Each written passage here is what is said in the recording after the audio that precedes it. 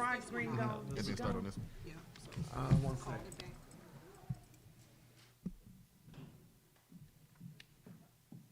Okay.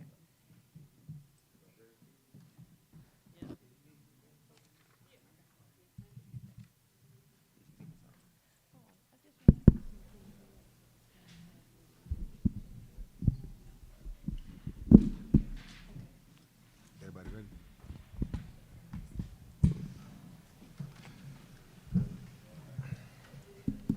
Everybody ready? Yeah. Okay.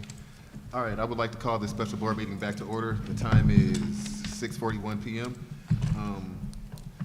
Thank you, audience, for being here. And we'll be starting our regular board meeting immediately following the closing of this meeting. So, seeing no further business, I declare this board committee of the whole meeting adjourned at 6:42 p.m.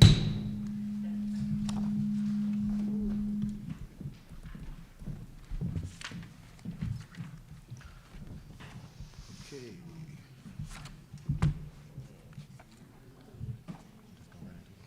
Okay, I would like to call the Flint Board of Education regular board meeting to order at 6:42 p.m. Board members, as I call your name, please reply present for the record. Treasurer Luna. Present. Trustee Rutherford. Yes, present. Vice President King. Present. Trustee McNeil. Present. Assistant Secretary Treasurer McIntyre, I'm sorry. Present. Secretary Perkins. Present. And myself, President Clack, I am present. We are all here. Okay. I will now call upon Secretary Perkins to read the district's mission statement for the first statement in the standards of practice.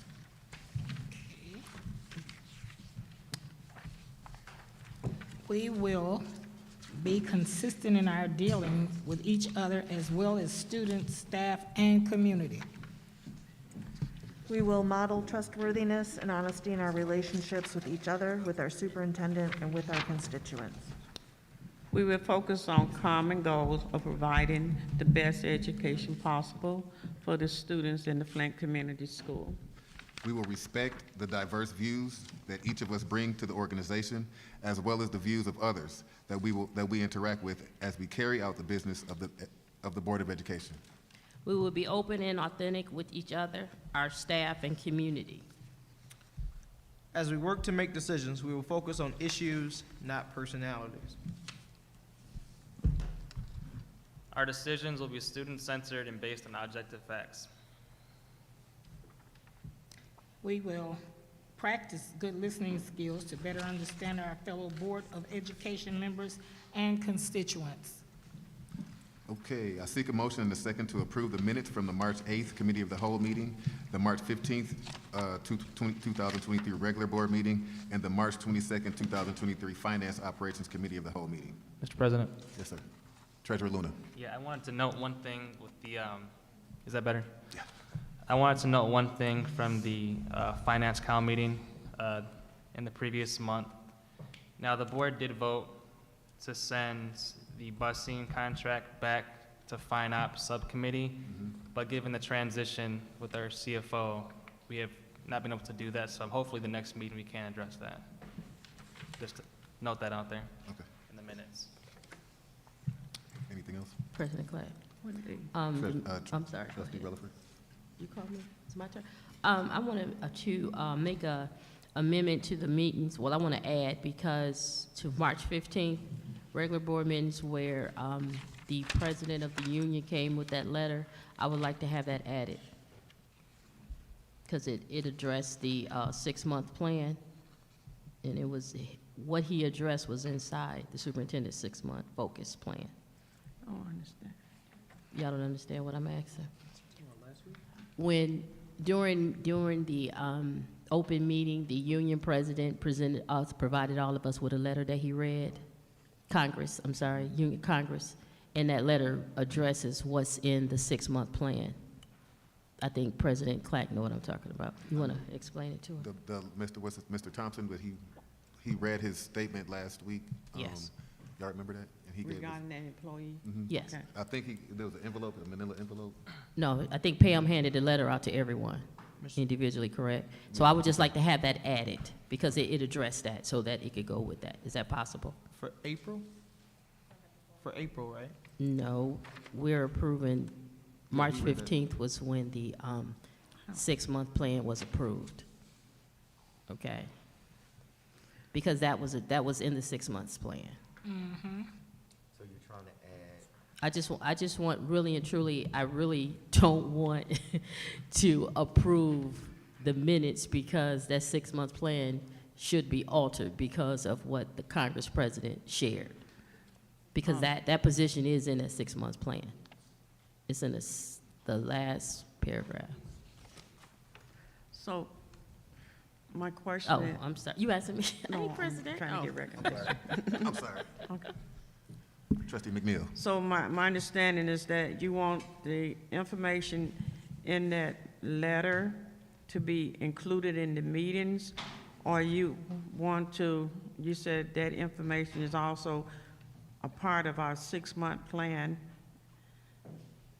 That position is in the 6-month plan, and I just want to add attachment to that. I don't want to add it to the minutes, but I want that added as attachment, because it goes with that.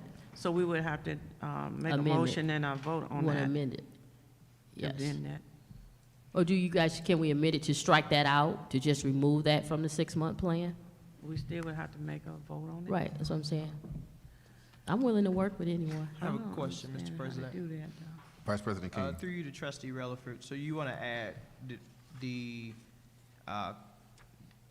Congress Union President, when he came last week, add that to the 6-month plan of, that we approved that day? You just want to add it on top of, as an attachment of that? You want me to, go to him and go to you? I just If want to that's follow all right, you. Mr. President. Go ahead, you can Okay. respond. Normally, public comments aren't part of the minutes, and he said it in the public comments. Oh, I got you. That's why. Okay, All right. so add it to the, through you, Mr. President, so add it to the 6-month plan that you already have, that we have. I would like to amend the 6-month plan to remove that based on what the Congress President shared. That's why I want that letter attached to it. Am anybody not following me? I think what correct me if I'm wrong, but you want to amend the plan to not work on what's in that plan. Correct. But to follow what the union stated. Correct. Just add that letter. You can't, you guys, that's why I had said do not approve the 6-month plan, but accept it. Because in that 6-month plan, the board approved that he could do that plan. And that position is in that plan. And now that we have information from the union about that position, it would be the board's best decision to remove that, unless you don't agree with what Congress presented. Mr. President. I think that's That could be a closed session, you all. I just think we need to have a conversation, and we just pull that out. So I'd just like to make a motion to pull out the 6-month plan. Yeah, I think that's what I should do. Go ahead. Oh, you making Trustee a Mc- motion already? I would like, go ahead. I can wait. I can put, I'll withdraw it. Go ahead. Trustee I guess McNeil. my thing, it would be, the 6-month plan is the plan. At any time, we can extract something from that 6-month plan. Am I correct, Mr. Jones? That's what we understood that part of that to be. So do we have to, are you saying you want us to, I don't want to pull away the whole 6-month plan just to take this one item out. We can make a motion just to take that one item out if it's, I don't know, and I need to hear more information how we're going to do that. Let's do one. But I don't better. want us to I got a suggestion. rescind our 6-month motion to go forward with the plan, if that makes sense. I Trustee hear you. Relaford. Superintendent Jones, will you not do that? We won't have to do anything if you just don't move on that. I think that we have to pull this conversation into a Close. session in order to I be just able don't want to approve it, you all. I just don't want to approve it based on the information that we received. You're saying you don't want to approve the minutes? We don't want to, because that's in there. We don't, because we're approving those minutes, and that's in there. That's why I wanted to pull that out, because that's in the minutes, and it's approved. What it is? We approved his 6 months plan, and that is inside his 6-month plan. Brother, approving the minutes is just stating that this took, Mr. President, okay, Treasurer Luna. go ahead. through you to Secretary Perkins, could you help us explain what the minutes are? We're approving what was recorded and its accuracy, right? Your executive administrator had to do that. Mrs. Beard, well, Mr. President, through to Ms. Beard, could you Yes, sir. explain the minutes to the board and what we're approving?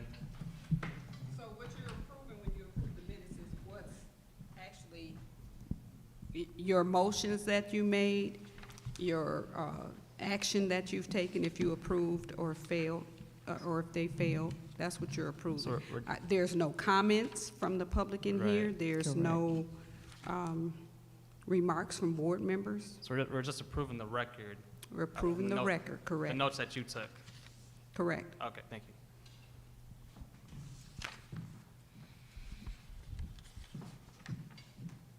President Clark.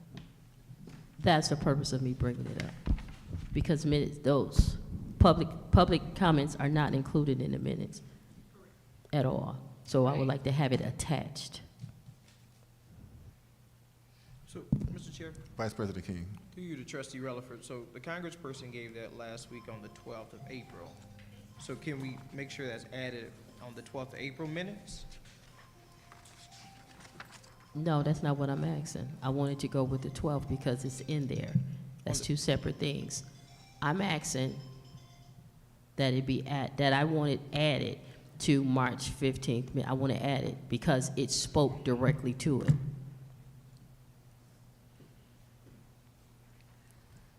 Just pull it out so we can keep it moving. Pull it out or prove it. I just want that to be attached to it because it addresses it directly. Okay. So,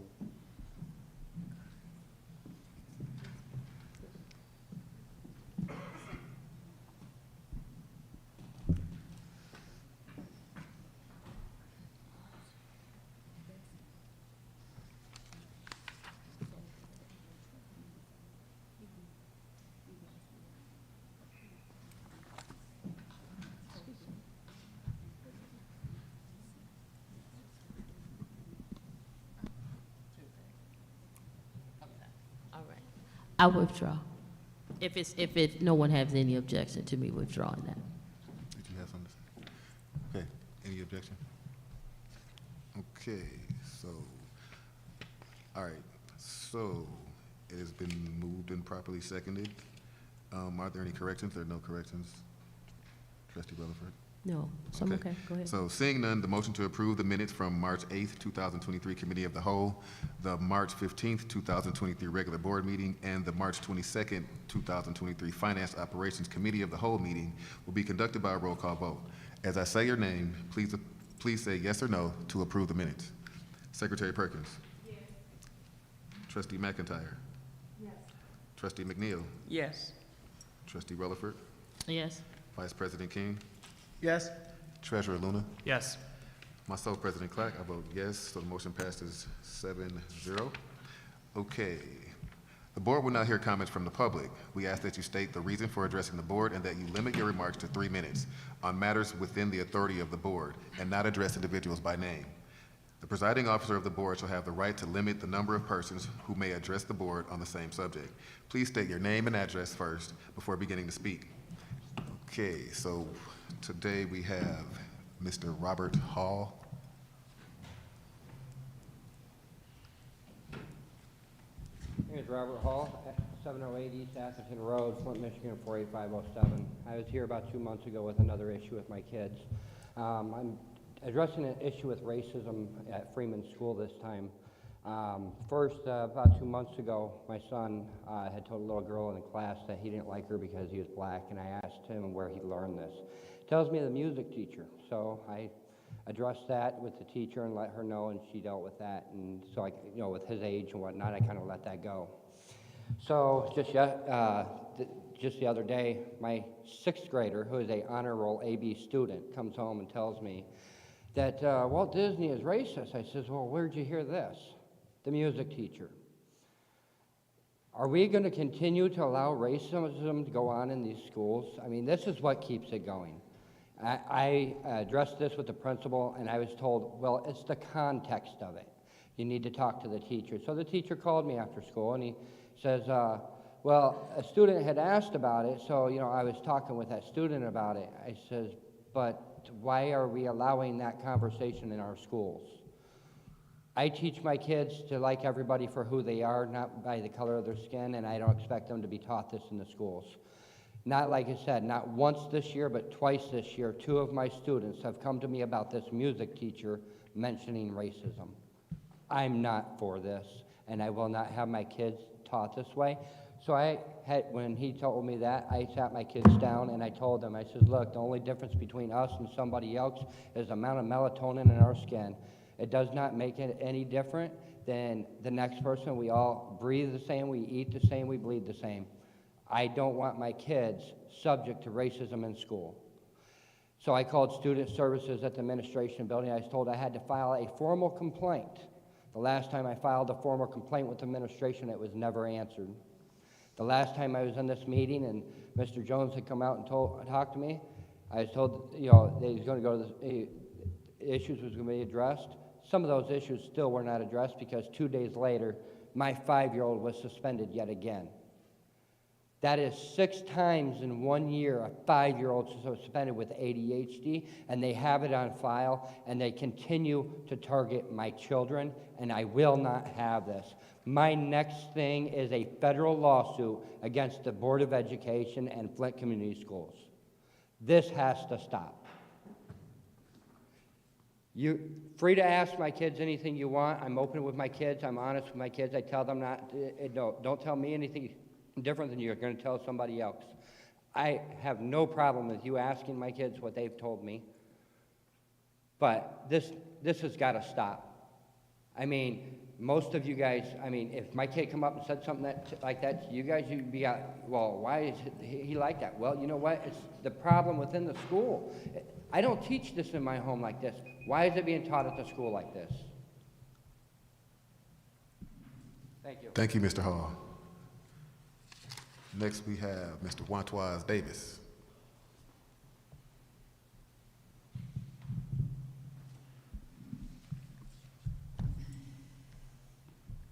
Good evening, Board. My name is Mr. Wantoise Davis. I live at 328 East Patterson, Flint, Michigan, 48505. My reason of being here is I know that the contract is coming up for a custodian, and I just wanted to see if it's somehow possible within this week if I can get the RFP. One of my biggest issues in the city of Flint, Michigan, and I know it shouldn't be nothing I should refer to you, but I think it plays a big part with you, is economic growth and development. Children can be educated, but if there's no finances coming in the house, it's really null and void. You have a lot of children and a lot of adults that train their children in the house. They go to bed financially distressed, they wake up financially distressed, and we wonder in the second poorest city in the nation, why is this going on? I got people that's working for me that has degrees, but they can't get a job. But my thing is, if we hire companies, small businesses in our city, who are able to bring these people out the financial distress situation that they are in, it helps their family as well.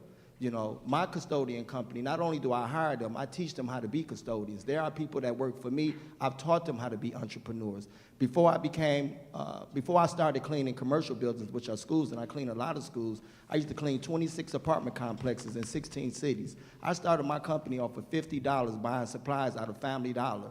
And then I worked my way. On city council, I was on welfare because I quit my job to put my family on welfare so that I could run for an office that I still remain to be on welfare because the emergency manager was only giving us $200 every 2 weeks. But I took that initiative to do that because I wanted to be a beacon of light in the city of Flint, giving hope, opportunities, you know, and jobs to the people that were underprivileged, low, moderate, and uneducated. Thus far, by the grace and mercy of God, I was able to do that. Irregardless of how people view me and how people see me in a biased way, I've done great and wondrous things in my life that is historical in my life, and I've helped other people come from the bottom to the top. I didn't order to keep people working for me. I taught them how to get out and work for themselves. There are people that used to work for me. Now they clean apartment complexes doing turnovers, making good money. I started off cleaning apartment complexes making $150 to $300 per apartment. And I made my company very lucrative. I know if I can instill that aptitude in other people, we can have a better city. The reason why Flint, Michigan is the way it is right now is because we are considered the second poorest city in the nation. When I grew up in the 80s, we were the second highest in the nation. And people wonder why our children going out shooting, killing, robbing, and doing all of the other things that are inappropriate to our community. It's because they have no goals, they have no morals, they have no values. You can send children to school every day, but if they're waking up in a home that are deprived of values and morals, we get what we see today. And people wonder, why are we seeing what we see today?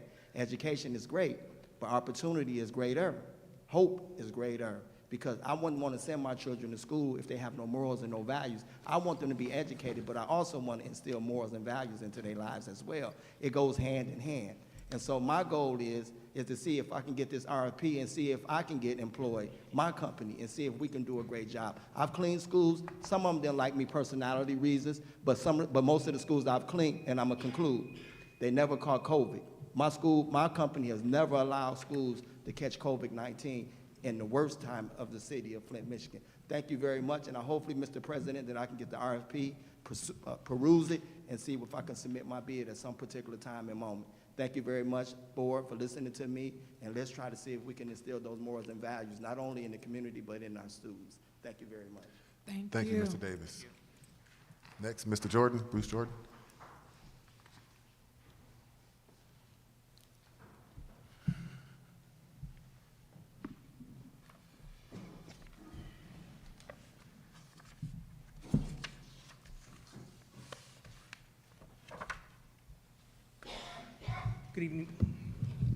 Good evening, Board of Education.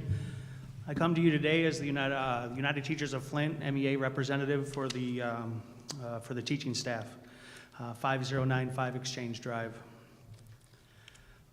Looking at the board agenda, I don't see any personnel recommendations for staff. I know at the last board meeting we had a facilities manager that was supposed to come to this board, but there have been no teaching staff, no paraprofessional staff of any note, any quantity in months. Just trying to figure out why that is. I think you all know, but I'd at least like to put the question out there.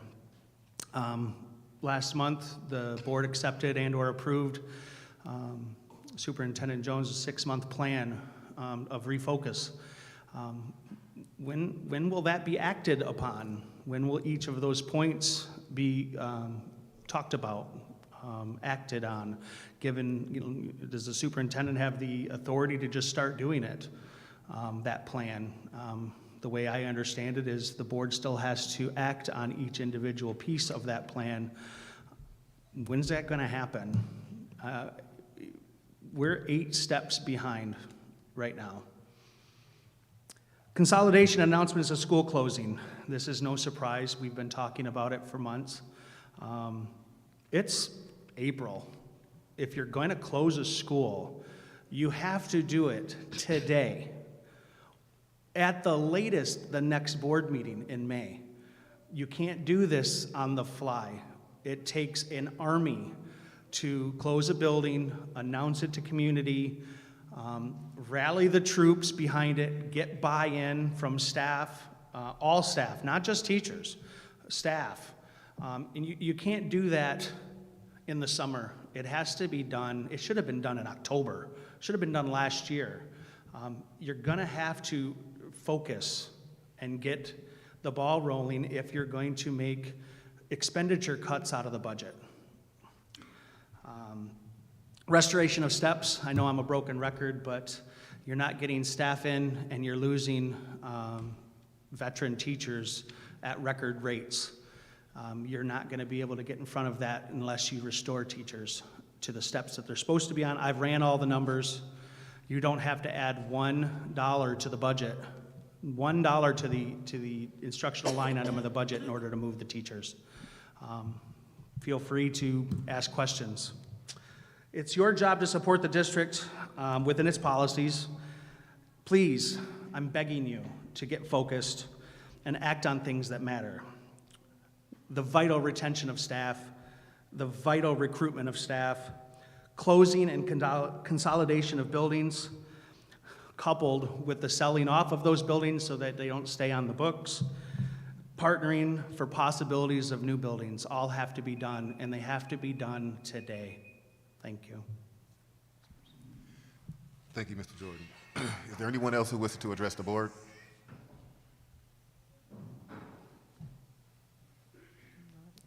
Did I miss Rodriguez?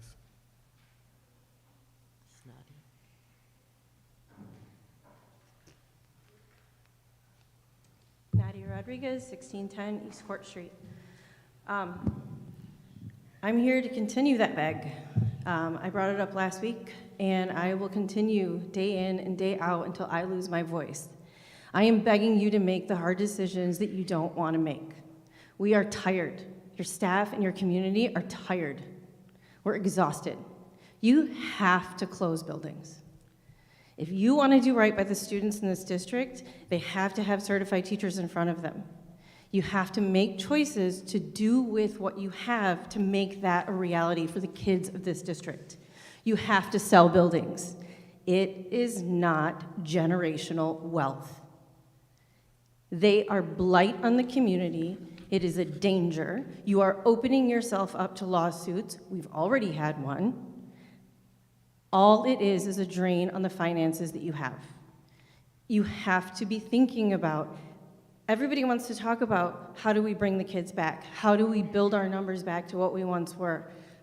Please stop. Focus on the kids that are in those buildings every single day. Come to DTM. Come to our playground. Last week was a beautiful week, and kids were so excited to be outside. Now, we all know that kids running on a playground, someone's going to fall. But when that fall happens, because tree roots are sitting above the ground and they're falling because of that, you are so far out of compliance with those sorts of equipment, it's not even funny. It is dangerous for the children who have chosen to remain in the district. Do right by them. Stop arguing with each other. I hear we want an investigation on this, we want an investigation on that. It's gonna cost money. Now you're taking away more money for the kids. And it's happening because it's petty. And everybody sees it, and it's embarrassing. Every one of you were reading parts of the standards of practice. We will focus on issues, not personalities. Maybe everyone needs to read that again. Our decisions will be student-centered. When? When will they be student-centered? We will be open and authentic with the community. Open and authentic with the community. My building was in a lockdown for over 3 hours last week. Over 3 hours. This is the bucket that I had to turn into a toilet for children who were wetting themselves. There is no crisis team. There is no crisis protocol. After that experience last week, with the vaguest of information going out to our families and community, there wasn't a single person to come in and talk about and process with young children what it meant to them to have assault rifles in front of their windows and to have to urinate in a corner in a bucket. Do right by our kids. Thank you. Thank you, Ms. Rodriguez. Is there anyone else who would like to address the board? Anyone else? Thank you. I will now call on Superintendent Jones for his communication. Greetings again, board, and thank you, community, for being here today. I'll go ahead and get started with our communique. I want to start by sharing a message with our entire school community in Flint Community Schools. We must remain steadfast in our goal to create a healthy, respectful environment grounded in our shared mission. Drive scholar achievement and help them reach independent lifelong success. I do not want to lose focus on our goals here. In order to do this, I am calling on our entire school community to help us create a positive culture and climate. I know it starts at the top. It starts with all of us at this table, and it trickles down into our administration.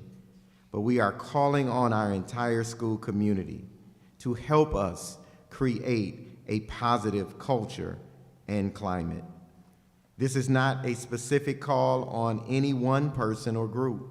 Instead, this is a systematic, district-wide movement that affects all of us, and this serves as a reminder to what truly matters: the academic growth, safety, and well-being of our scholars. Literacy remains a core focus for the district across all grade levels, especially for our younger learners. To help promote reading to our third graders at Freeman Elementary, we have partnered with Brandon Publishing and Domino's Pizza for a series of free pizza lunches with guest readers for scholars. A guest author will be joining select classrooms each month to read, provide a free book, and encourage scholars to continue their reading journey at home. This is a continuation of the National Reading Month program that we did in March, and we're grateful for Brandon Publishing and Domino's Pizza for their ongoing support. Construction. Construction continues at Doyle Ryder Elementary, and we are thrilled with the progress. I recently walked through the building with our partners at Clark Construction. The project is halfway complete, and the vision is coming together. We have new learning spaces and a completely renovated main office, lunchroom, classroom, school store, library, furniture, and more. I'm especially excited about our new one-on-one hallway nooks, providing a convenient space for scholars to study or for teachers to meet with scholars on an individual basis. This feels like a completely new school, and I know that Doyle Ryder families are going to be impressed by their renovated building.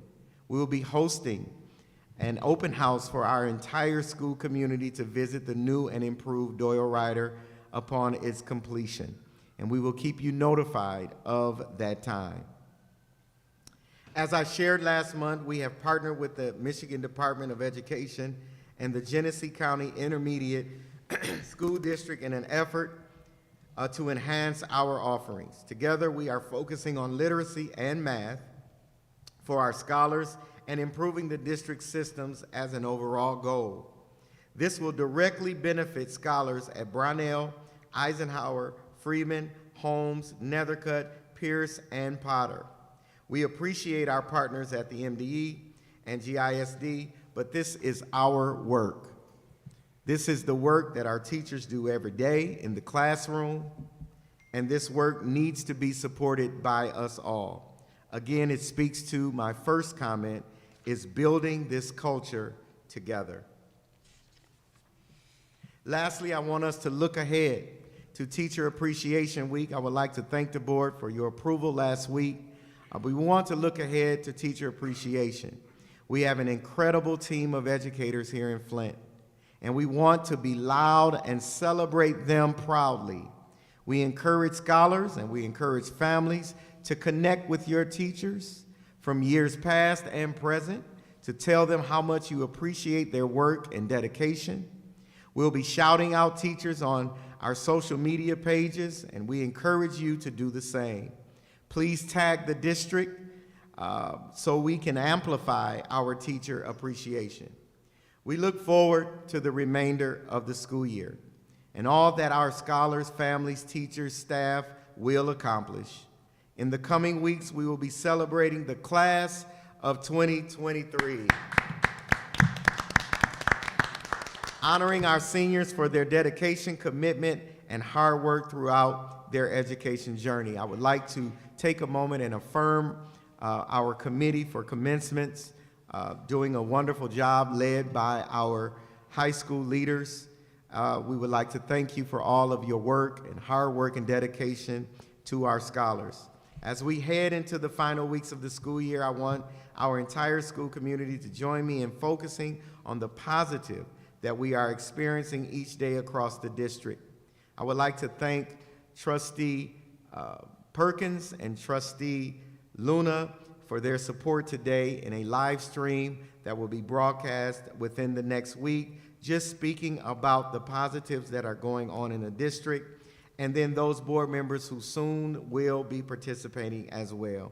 As always, my goal is our success, And I want everyone here to know that the future is Flint, and we thank you for listening. Thank you, Mr. Jones. At this time, we'll have a presentation from Thrun Law Firm. Attorney Van Weerd, could you please come to the stage? I don't know what you said, though. I'm just kidding.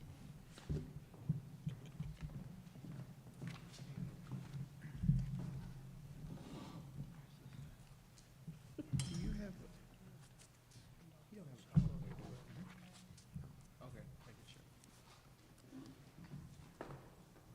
Thank you. Thank you. Thanks, how you doing? Thank you, sir. How are you? Great. How you doing? Thank you.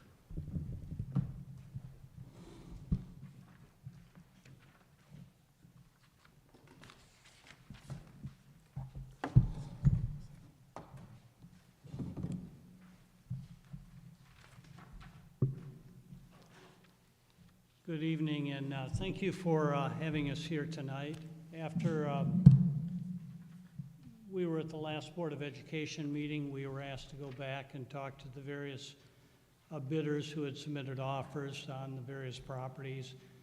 We did that for a couple of reasons. Number one, to see if the bids were still valid and if they still wanted to proceed. Number two, we were given direction by the Board of Education to get more information from the various bidders. Specifically, what would the uses of the building be, as well as sources of funding, other things like that. Very critical.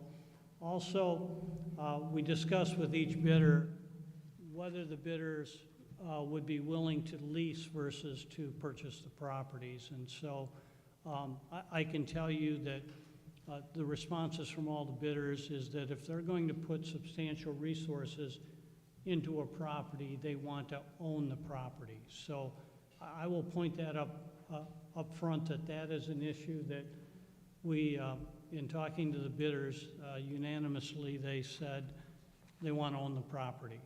We also looked at the various acreages of the property to see if, different properties could be split off the building versus the excess land.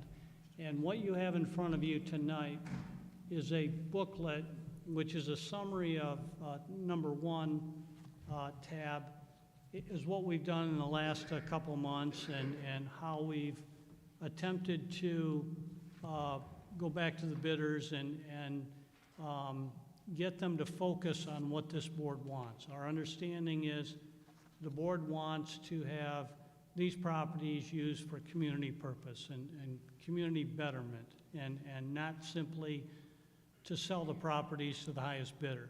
And that's been our focus here. We represent over 500 school districts in the state of Michigan. Many districts have vacant properties. They can be very challenging. Generally, the highest and best use of a property that was built for a school purpose is for a school purpose. They can be converted to other uses. Can be very challenging to convert a building to, for example, a residential use apartments or office building, something like that. So our focus, like I say, has been to look at the various bidders and to come to you tonight with 3 specific properties we would like the board to consider working on moving forward to transfer ownership of those properties and buildings. And we're not asking for the Board of Education to take any action tonight. We simply would like direction. And to the extent that it's a situation where you don't see a property that you would like us to focus on, we represent the board. We will do what the board directs us to do. These are simply suggestions in terms of the 3 properties we're talking about, and there is another user that I think the board may want to consider looking at property that may be available for this user. I know you've got a busy agenda tonight, so I don't want to take a lot of time with each property, but if I can very briefly explain the properties that we're talking about. The first is the Zimmerman Center School. That property, there was a bid placed by Liberty Way Holdings in the amount of $250,000.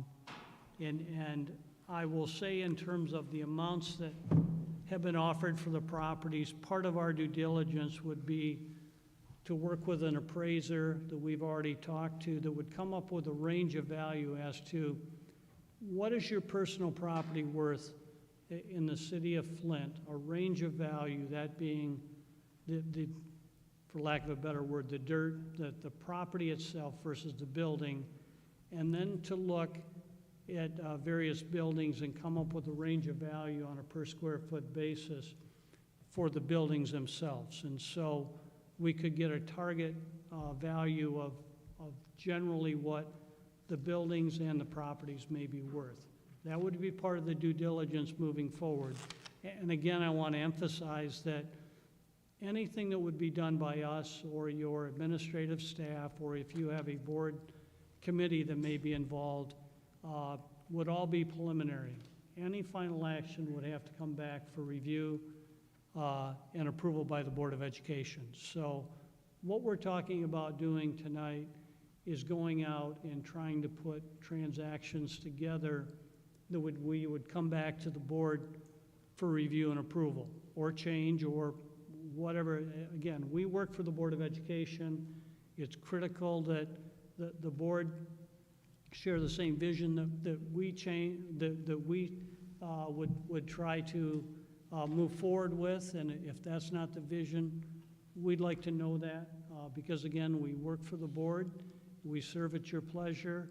And so in terms of all these properties, that's what we're here tonight looking to do. And we firmly believe if we're able to move forward with one or more of these properties, the board will see the process that's involved in transferring ownership, negotiating use restrictions, various development requirements, financial requirements, things like that. Those are all going to be critical to the success of transferring a property to another party. It's not simply entering into a purchase agreement and having a closing, transferring title, and walking away. These buildings are school district buildings. In our experience, even when you transfer a school building, in the future, your community will still consider them to be school buildings, even though they're owned by another party.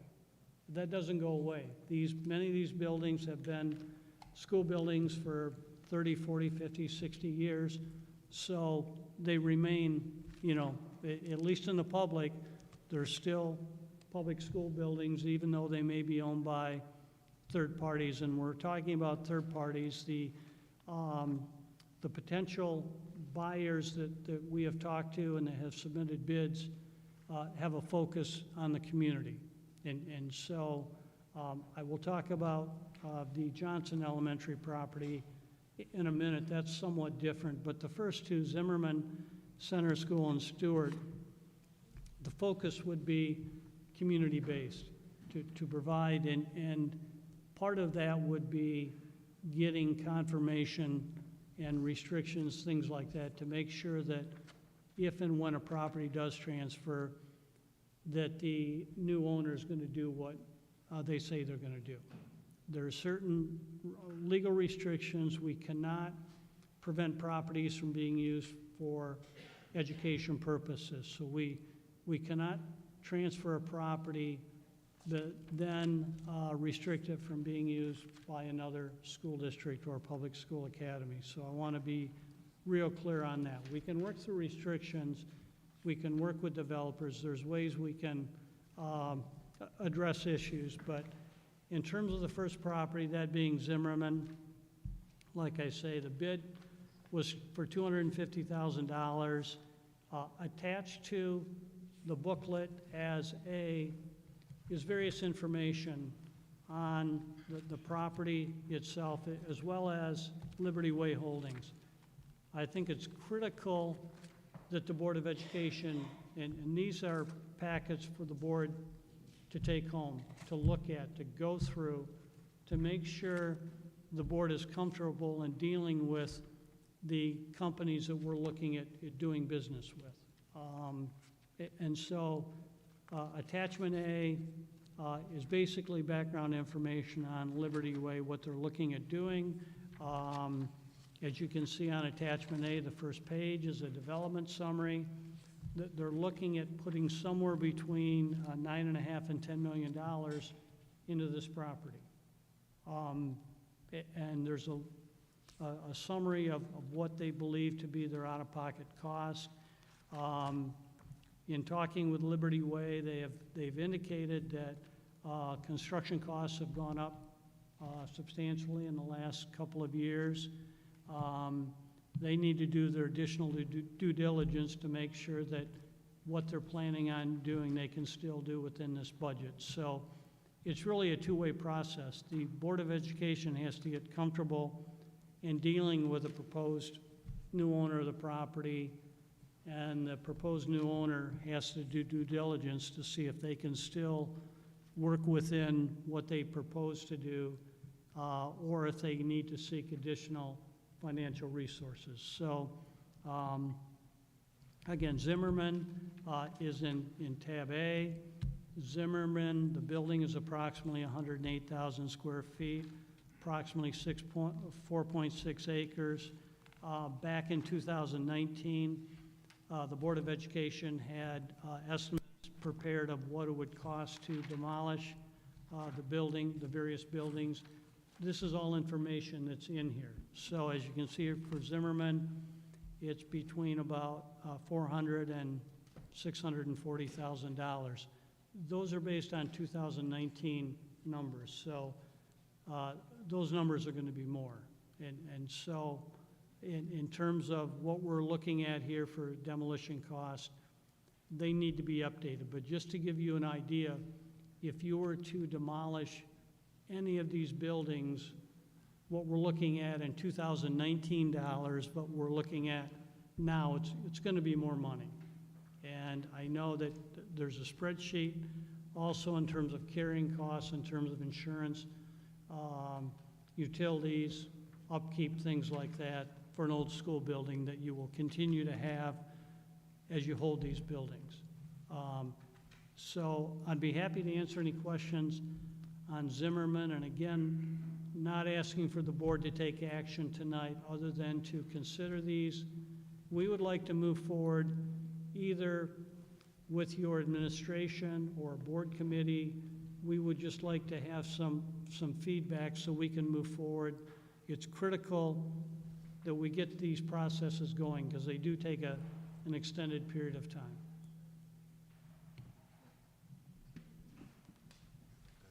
Okay.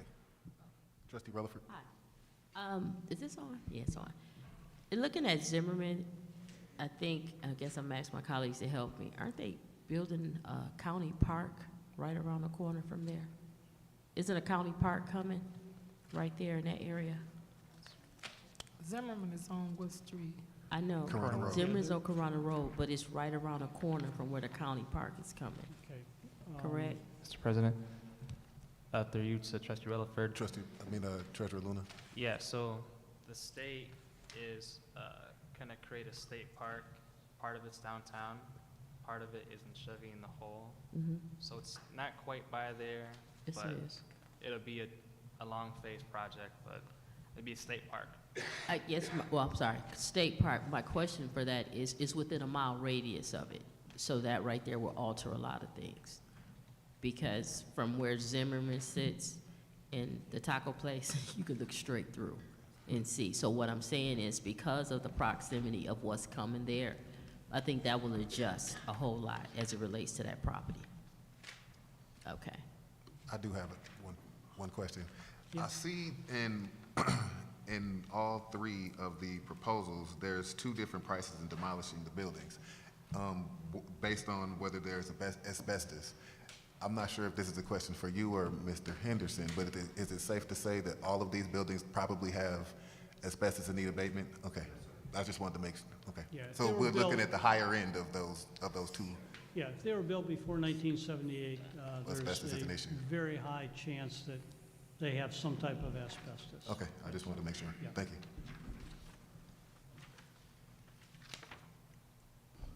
Anyone else have any questions?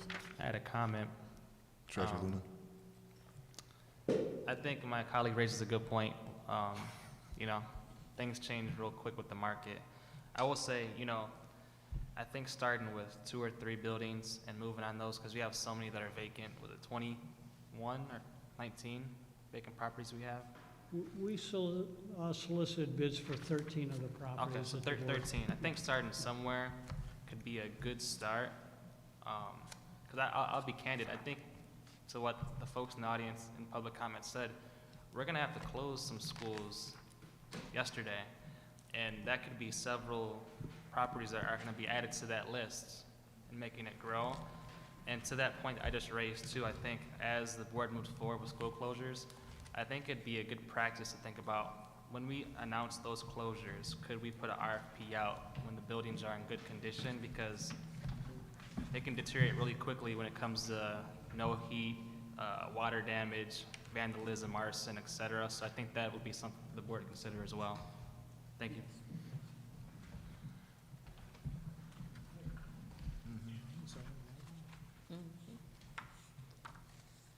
I got a question, Mr. President. Vice President King, I'm sorry. So on this document here, the building RUPL value, is that what you were talking about, the appraiser looked at? The,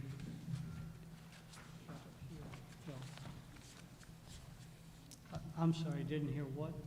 So I recall you mentioned, I'm kind of loud, ain't I? I recall you mentioned you had an appraiser or something, are you looking to do that? That be in the process?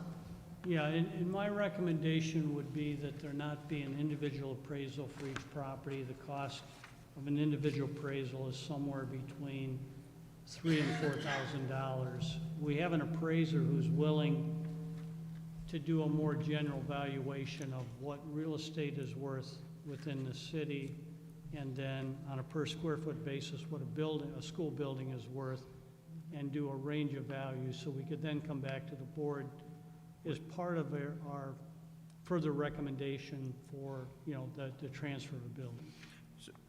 So my question would be, in the building REPL underscore value, can you explain that?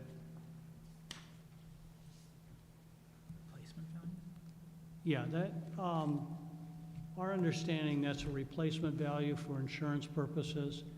I don't know whether your carrier is currently insuring your buildings for replacement. Replacement, can you explain that to me a little bit more? Yeah, if your building were to burn down, or you were to have a hurricane, or not so much a hurricane, a tornado, say in Michigan, and you had to replace the building, what would the cost be in today's dollars? It's like if your house burned down, what would it cost you to rebuild your house? That's what a replacement value is. So that'd be the max the insurer do, or that's how much it'll cost to rebuild that whole thing? To rebuild the whole thing, yeah. Okay. And again, Okay, just many wanna know. insurance carriers, if you vacate a building for more than 3 months, will not insure it for replacement value. They will continue to insure against liability if someone were to get hurt on the property, but they will not insure the property for the replacement value. Trustee Okay. Rutherford. That's it. I'm sorry, were you done? That's it for me. Trustee Rutherford. To my colleagues, I have made the statement about separating the structures from the acreage, and just in these 3 properties alone, I use my calculator, I don't want y'all to think I'm that smart, but it's 15.179 acres. That's a lot. Because one thing we won't get is land. So I just think that's something we have to keep in mind. Pay attention to the acreage. You know, we're concentrating on the building and just looking at these bids, which it's no fault of you all's own, but there was no minimum bid. But to get 5 acres for $1,000, that's a lot. You know what I'm saying? That's basically giving things away. But I just wanted to bring that to you all's attention. Okay, Trustee McIntyre. Yeah, that's kind of what I wanted to say, and so I'd like to reiterate Trustee Rutherford's point. I find it discouraging and disheartening to that you've reached back out to the bidders, and none of them expressed any interest in pursuing a lease option or separating the buildings from the acreage. I think that these bids are disingenuous, and this is a school district. This is a school, I mean, obviously I'm stating that point, but this isn't a real estate transaction deal. And so I'm wondering if there's a couple of components. The first thing is I think we need to resume having our workshops with the board so that we can discuss and hash some of these things out. We were doing that last year. There was the initial inquiry into getting bids, where it was like a vague sort of request, like, hey, put it out there. We've come to the consensus that there's 13 properties. What kind of interest is there? I think we should have been more specific about separating the properties from the land and having more of a specific ask that we want to retain our resources. These are not going to be given away. We are not going to do this to our community and to our children and to our school district. We're just not going to do it. What I see here is, at least for the first one, is this is another school, and they want all of the land, and it's just going to become a competing school. And I know that we can't really dictate, we can't sell something and then, say, hey, you have to put this or that on it. But I'm not interested in giving away our land and our buildings, especially for an interest that is going to dismantle public education. So I'm wondering if maybe we could, as a board, come back and have a workshop where we can be more specific and intentional about what we want and what we want specifically, because right now these are asks that were done with a previous board composition, and I have a feeling that we have a different view as a board as a whole.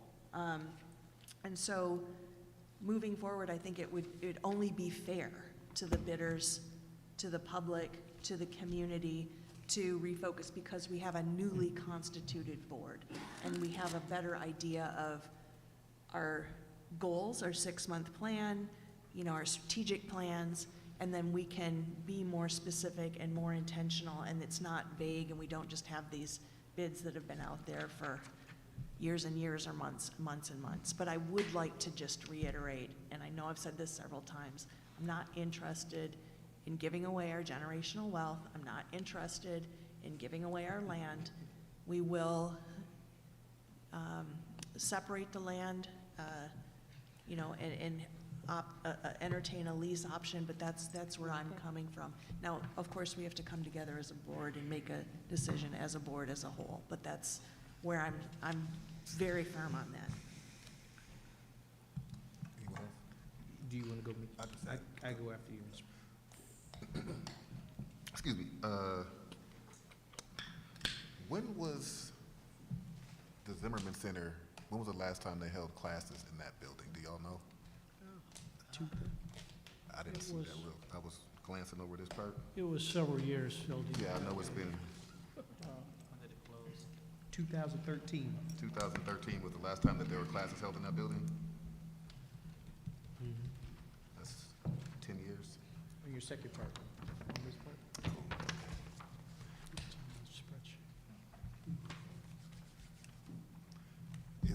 Second question.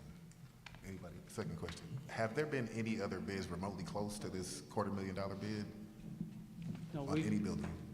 We've had people come forward, for example, with the Stewart Elementary School, we had $5,000 though.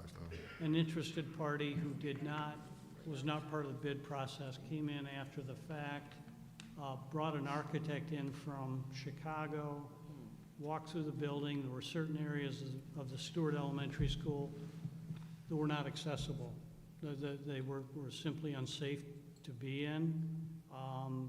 Those parts that the entity could look at. They looked at, they walked through the property, but,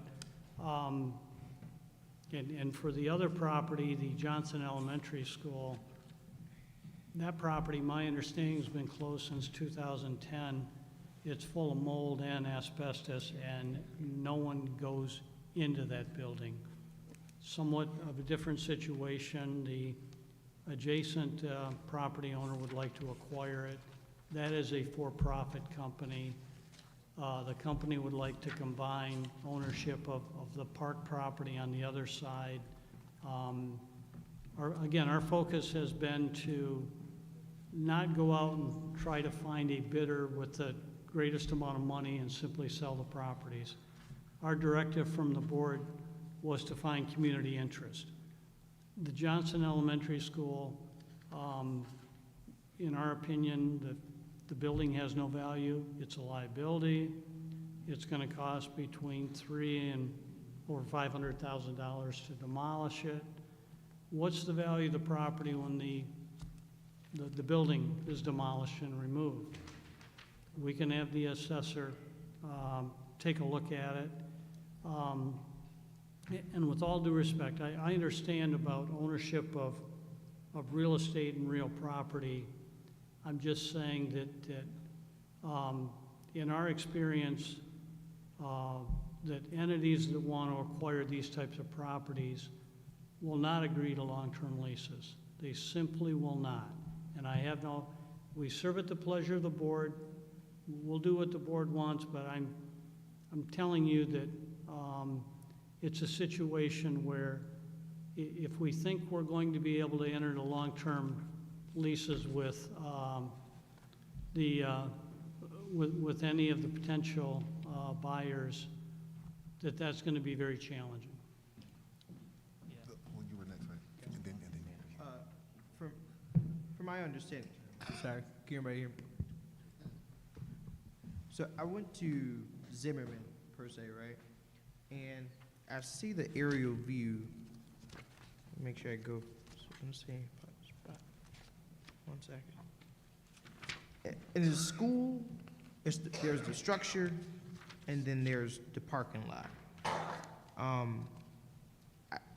don't know how we would separate the parking lot from the school. So it's not, to my colleagues, I don't know how we can separate that land per se, but there are other properties that we can separate land. I would like, let's say for McKinley, for example, I think, is it Lowell, but I'm sorry with the first one I see here. I haven't been to Johnson or I've been to Stewart. There may be some room to do that, but it is also connected to I think it's in the 7th Ward, is it the Brennan Center, right? It's connected to there. So there's kind of not a lot per se. The Brennan Center just own this, I don't know. Do the Brennan Center own the structure or they own the land left of it? that I'm not sure. I'm not sure of it either. Because, I mean, that's a lot of land on the But it side does too. fit there's more land at Stewart versus Oh, yeah. is what you're saying. Yeah, there's more acreage. Okay, so on the Stewart part, it's really school. Like, it's more so the building I'm looking at. When I visited, it was just building. So if we probably get clarity on where exactly, where Brennan Center, what part that owns, I think I'll be more comfortable considering Stewart, understanding what that looks like. Because I do know that that's a conjoined part. When I visited, again, it was just more so building, and I did have the question about Brennan Center in my notes. But as it pertains to Zimmerman, though, it's really on page, there ain't no page number on here. In your Liberty Management part, it's the aerial view, and you see the building. I think I'm all on, everybody can see where I'm at. I think it's your first page after, no. No, that's the aerial view. Yeah, aerial view. As you can see, is structure, and then there's parking. And as I visited there, we have, I don't know if community members did it, they have tires. A boat. A boat. The guy across the street parked the boat on the side where, what is that, Braben? He parked there. On the side of Downey, on the side of Downey, there's no entryway. But on the other part, I'm gonna say I think the south side part, right there, there's tires there. But I mean, really, I don't know how we can separate this. And if my colleagues got a master plan in their mind of how to separate this particular one, I mean, I'm all ears for it. But some of these properties just have a lot of parking lot. But like the schools I mentioned, like McKinley, Lowell, and I took a note, so did I. Yeah, McKinley and Lowell, for one, I know in my mind, has a lot of land that I can agree to, probably, at the moment, separating, we can see that. But Zimmerman, for example, I don't see how we can separate that, because it's more so structure in parking lot. Right, when I look at, for example, the Zimmerman property is 108,000 square feet of building. There's 43,560 square feet in an acre, so about 2.5 acres is taken up by the building itself. Right. So the rest of the land, there's not that much. In terms of doing a land division, the district does own other properties that have substantial property. You know, what I'll call excess property or vacant property that could be split off. That becomes both a legal decision and a policy decision. It's a legal decision because you've got to comply with the city of Flint land division requirements. You need to have a certain minimum amount of acreage that you want to split off. You have to have it in a certain shape. You can't do a bowling ball type property that's 100 feet wide and 1,000 feet long. It has to have access to a public street. So that's the legal part.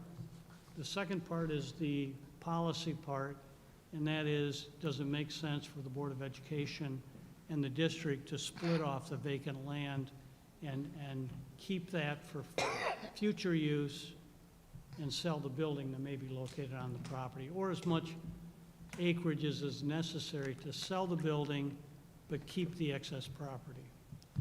Okay, I'll make a last note to my colleagues. The last time you gave us the list of properties, right? Yeah. The couple on here, it says appear to be a house. There's on Averill, Zimmerman Street, Downey, Greenbrook Lane, more Averill, Carpenter. Wait a minute, nope, wrong one. Yep. So some of these are units to my colleagues. I visited them, and they're just crumbling. On Zimmerman Street, so you have 2 units. They're right next to each other, and they're just crumbling in. So I've seen people come in and out these buildings, and these are, I'm just on side note of the 3 that you presented. I just want to make sure my colleagues understand. Some of these that say appear to be housed on the last document we received from you all when you were here are units, and these are like similar like to a house. The land is small as a house. So if you all will, if your colleagues later on when we have our finance workshop out, keep my comments brief. But them are low-hanging fruit if we want to use that term. But it's just little property here. We don't have no further use for units due to population size, in my mind. But that's it for me. Thanks. Treasurer Luna. Yeah, I do think that looking at some properties that are like really big, like Johnson, for example, I can't say how much acreage is on there, but that could, I think, it makes sense to probably parcel it out. But I do know from my day job that when it comes to parceling properties out, you have to follow, to his point, speaking to the city and the county and the assessor.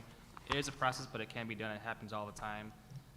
Some, I just know, like for Zimmerman, for example, are a smaller property like Pierce School, even though it's currently occupied. When you separate properties so where they're so small, it then creates a challenge where our zoning ordinance, which just got changed about 5 months ago maybe, there's parking requirements and there's like a building to land ratio. So some areas would be impossible, but some areas it would make sense. I think it's worth considering. This depends the property. I tell you, some properties just need to have the building demolished too. Johnson has no value, like he said, so that probably could be a prime candidate for what my colleague talked about. If I could Go ahead, respond to Mr. King's comments, and they're excellent comments. we went to the City of Flint assessing office and said, provide us all of the properties that are currently owned by Flint Community Schools. And it's not that unusual in larger school districts that you find out you own property you didn't know. You could own, like you say, a unit. You could own a strip of property that has no value to the school district. Oftentimes with those types, I'll call them orphan properties, we look to the adjacent property owners and say, do you have a use for this property? And we go through a very simple process. It's got to be approved by the Board of Education, but we do what are called quitclaim deeds. We don't warrant title of the property, but we say, for example, for $500 or some number that covers the district's cost, we transfer ownership to the adjacent property owner. But that's why we listed all the properties that the city of Flint is telling us is owned by the school district. So with those properties, we can come up with a list pretty quickly and come back to the board and say, these are properties you should dispose of. You will never use those properties. If someone were to get hurt on the property and make a claim, if the school district still holds title of the property, they're potentially liable. Yes, ma'am. So out of the 13 properties that we're trying to sell or lease, you have recommendations on what you think we should do specific to those properties? Right, again, there are only recommendations, the three, the Zimmerman, the Stewart, and the Johnson properties. I think it's worth moving forward and doing the school district's due diligence on, does it make sense to sell those properties? And if the answer is yes, does it make sense to sell it to the entity that submitted a bid? And what terms and conditions would be involved? There's work to be done, but I'm very confident that once we go through the process with one property, the board will get comfortable with other properties. There's got to be a starting point. We need to have I'll call it the test case or whatever you want to call it, but it's something that we move forward. It's a very open process, and again, everything comes back to this Board of Education for review and approval. We don't have the authority to bind the board. The administration doesn't. A single board member doesn't have it either. It's got to be action in an open session of this Board of Education. Any more? Okay, question. Trustee Rutherford? I think for me, as it relates to Zimmerman, it's the location. That is a hot location. And I do know that if you tear down the building, that value of that land goes up tremendously. And there's no such thing as no good property, especially nowadays, because we're getting no more land anywhere. They're not building land on the earth anymore. So if we have 3, they call them units, I'm dating myself. If we have 3 units and we tear them down, that value of that goes right up. So I think in some of these cases, well, let me say this. With this board, you have totally different perspectives now on things, what to do. And I think one of the best things for us is to decide what we want to do instead of you going, doing some work, bring it back, and it fails. I mean, let's just be honest, especially I'm looking at Zimmerman, and it's a long game for me. So I'm looking 5 years ahead. What's going to be there? And it's going up. If you can look at Kettering from Zimmerman, because you can, and you see what's coming and the proximity of it being downtown, that makes that $250,000 nothing to me. But I'm just one board member. So that's what I'm looking at. And as it relates to the location of all of Flint School's property, that's something I don't think was taken into consideration. And location means a lot. It's not a matter of a building, because you could tear the building down, but the property go up. And for me, the bids, not even just, you have to establish a minimum bid, and I think the board should establish that, because $1,000 for 5 acres, no, no. So I just wanted to share that. We're happy to work with Plante, Moran, Cresa. I believe you're going to retain them to do your plan. And you bring up a very important point.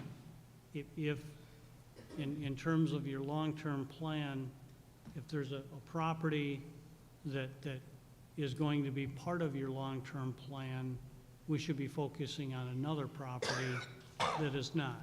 If you've got more than one property in a certain area that your long-term plan says you don't need, both properties, then we're happy to work with Plante Moran. We've worked with them around the state on this. We're just trying to, seek input from the board so we can move forward. Trustee McNeil. I guess what we're saying now, what do they need from us, or should we say that as a board, we get together and have a discussion before we ask the firm to do anything further? Because right now, we're just having dialogue.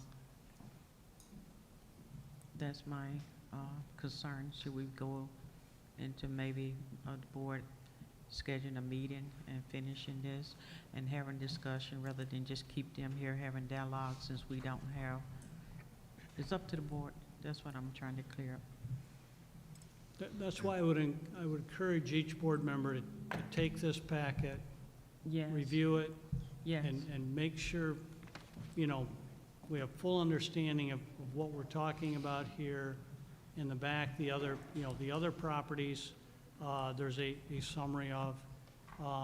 If there's another property, and again, we can work with Plante Moran. If there's other properties, Yes. we just need direction. And we want to move this forward, but we don't want to do something that's going to impair your long-term plan. Thank you for Schedule that. something for 2 Thank weeks you. from now? Okay. Everybody, Yeah, I'm good. Maybe we schedule something for We a could couple keep of this weeks and right. then we can get together. We keeping this? Yeah, that's yours. It's all for us to study from. If I may, in summary, there is an interested party called Life Remodeled. It's a company, a nonprofit out of Detroit. They've got several projects in Detroit that they've taken old school buildings and developed community centers, and What's that they've name? done a lot of really Oh, okay. great things. They have General Motors, they have DTE, they have a lot of financial support behind them. Oh, yeah.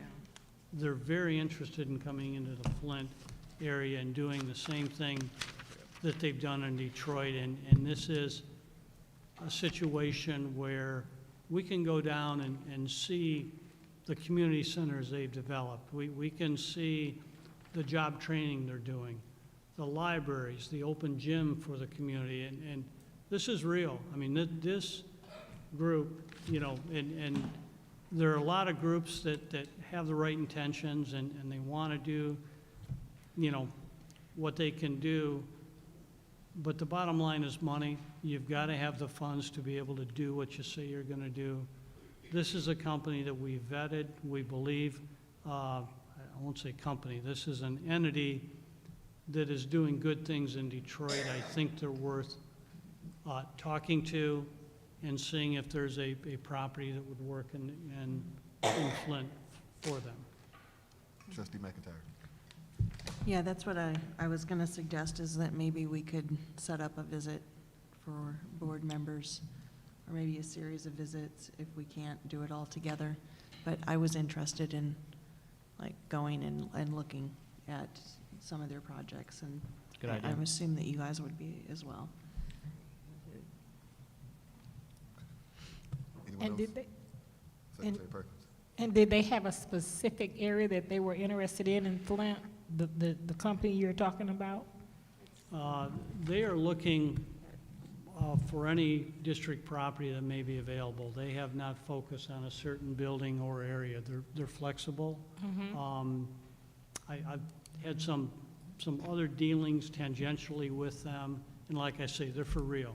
This isn't a nonprofit that's going to make promises. You can see what they've done Okay. in Detroit. So I really appreciate everyone's input tonight. It's critical that we have this, and the mention about the long game, that's what we're here for. We're not here to simply come to this board and say, we think you ought to sell these 13 properties. So thank you for. I have one last question.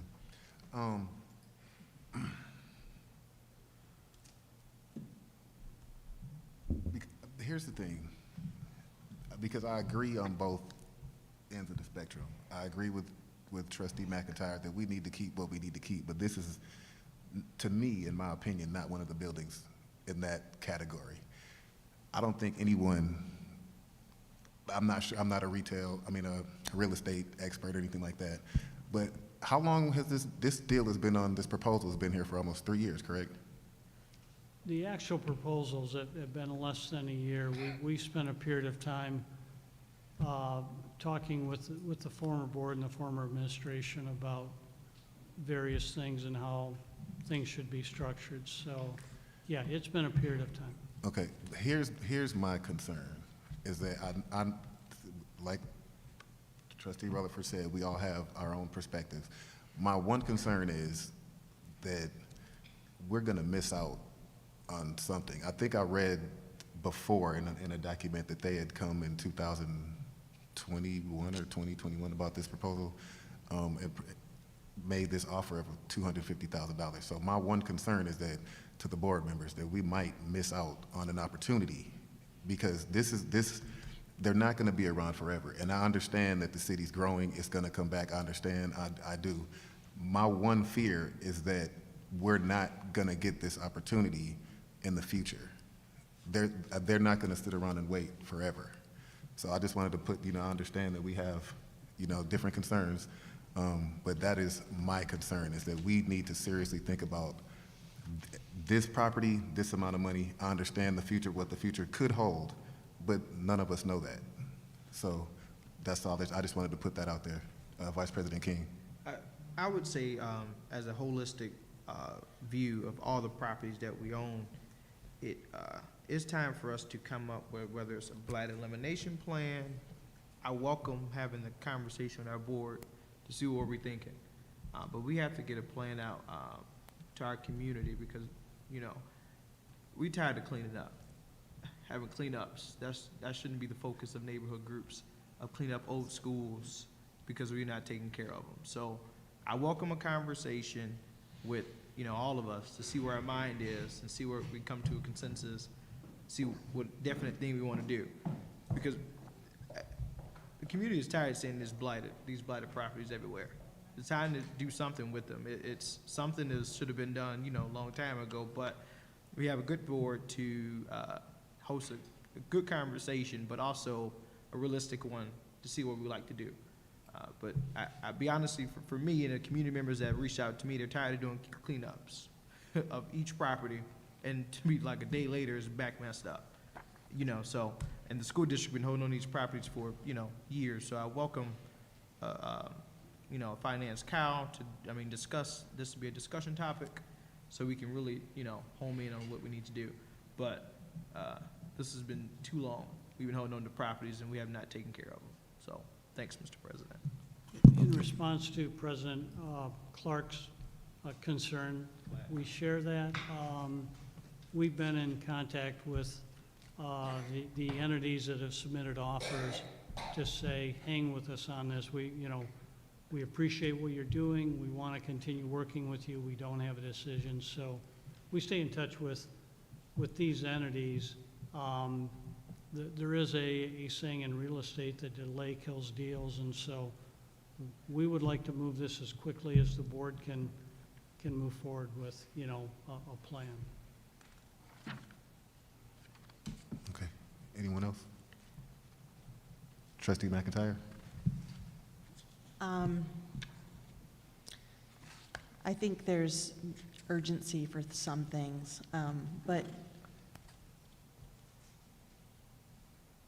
how would y'all feel about charter schools being built in these buildings? Ultimately, fiscally, morally, ethically, that would be irresponsible as board members, just to do a short sure to sell for a couple of bucks, which ultimately in the long run would destroy our district, which is the way structurally, legislatively, this state is headed. And similarly, there's not an urgency, as far as I'm concerned, in maintaining, and I know I keep saying this, this is a public school entity. It's not a business. It's something, it's a public trust that we've been tasked with guarding and protecting and maintaining and prolonging. And if people in the community are tired of cleaning up something that has been systematically dismantled and destroyed on purpose, it's your community too. We are stewards of our public education system, and that involves the community, not just parents with students. It involves all of us, and we have to maintain our public trust, our public resources, to keep them exactly that, public. Yes, they involve stewardship, they involve cleaning up, they involve maintenance, and it's not a chore that we're falling down on. It's a task of neighborhood building and cooperation that is just part of the way that things are if we want public trust and we want a civic society and a community. And I do. I want public education for all of our students. And so this isn't a real estate deal, like I've said over and over again, and I am certainly interested in doing what's best fiscally and financially for our district, but this is not disposing of property, as Trustee Relaford said. It's a finite resource. It's not like you can have a factory and produce land. This is our generational wealth. Just, that's fact. Thank you. Okay. Anyone else? Okay. Thank you, guys. Thank you. Thank you.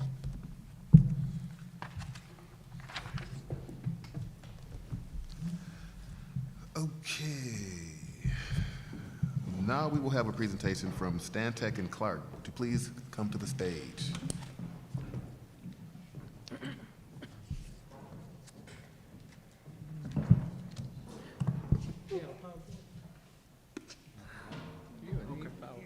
I just want to make sure, when it's in presentation, I'm going to do a PowerPoint.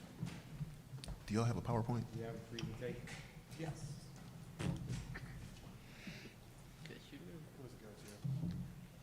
Oh, he went to the restroom. Y'all ain't give us I think he went to the restroom. they always give PowerPoints.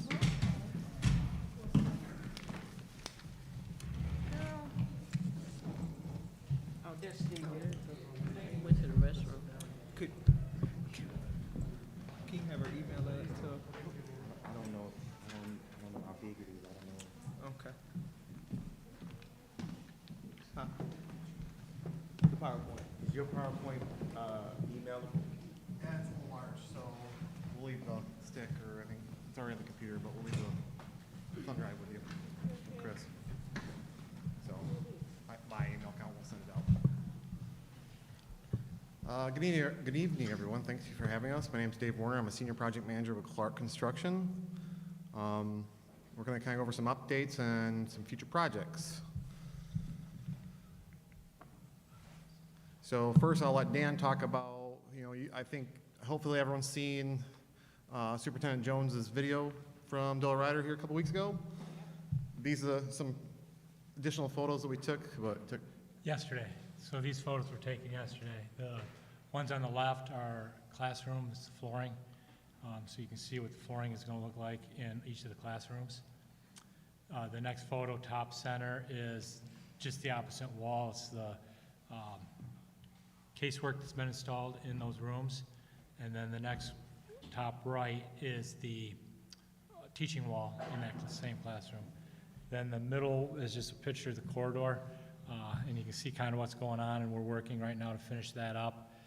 And then the far right, lower right, is the cafeteria. So everything is done on the third floor cafeteria, and on the second floor in the library, all that work is done. So that's where we're at right now at Doyle. Currently, we're on schedule. No issues there, and I think things are shaping up over there real nice. Anyone have any questions about Doyle Ryder as it sits right now?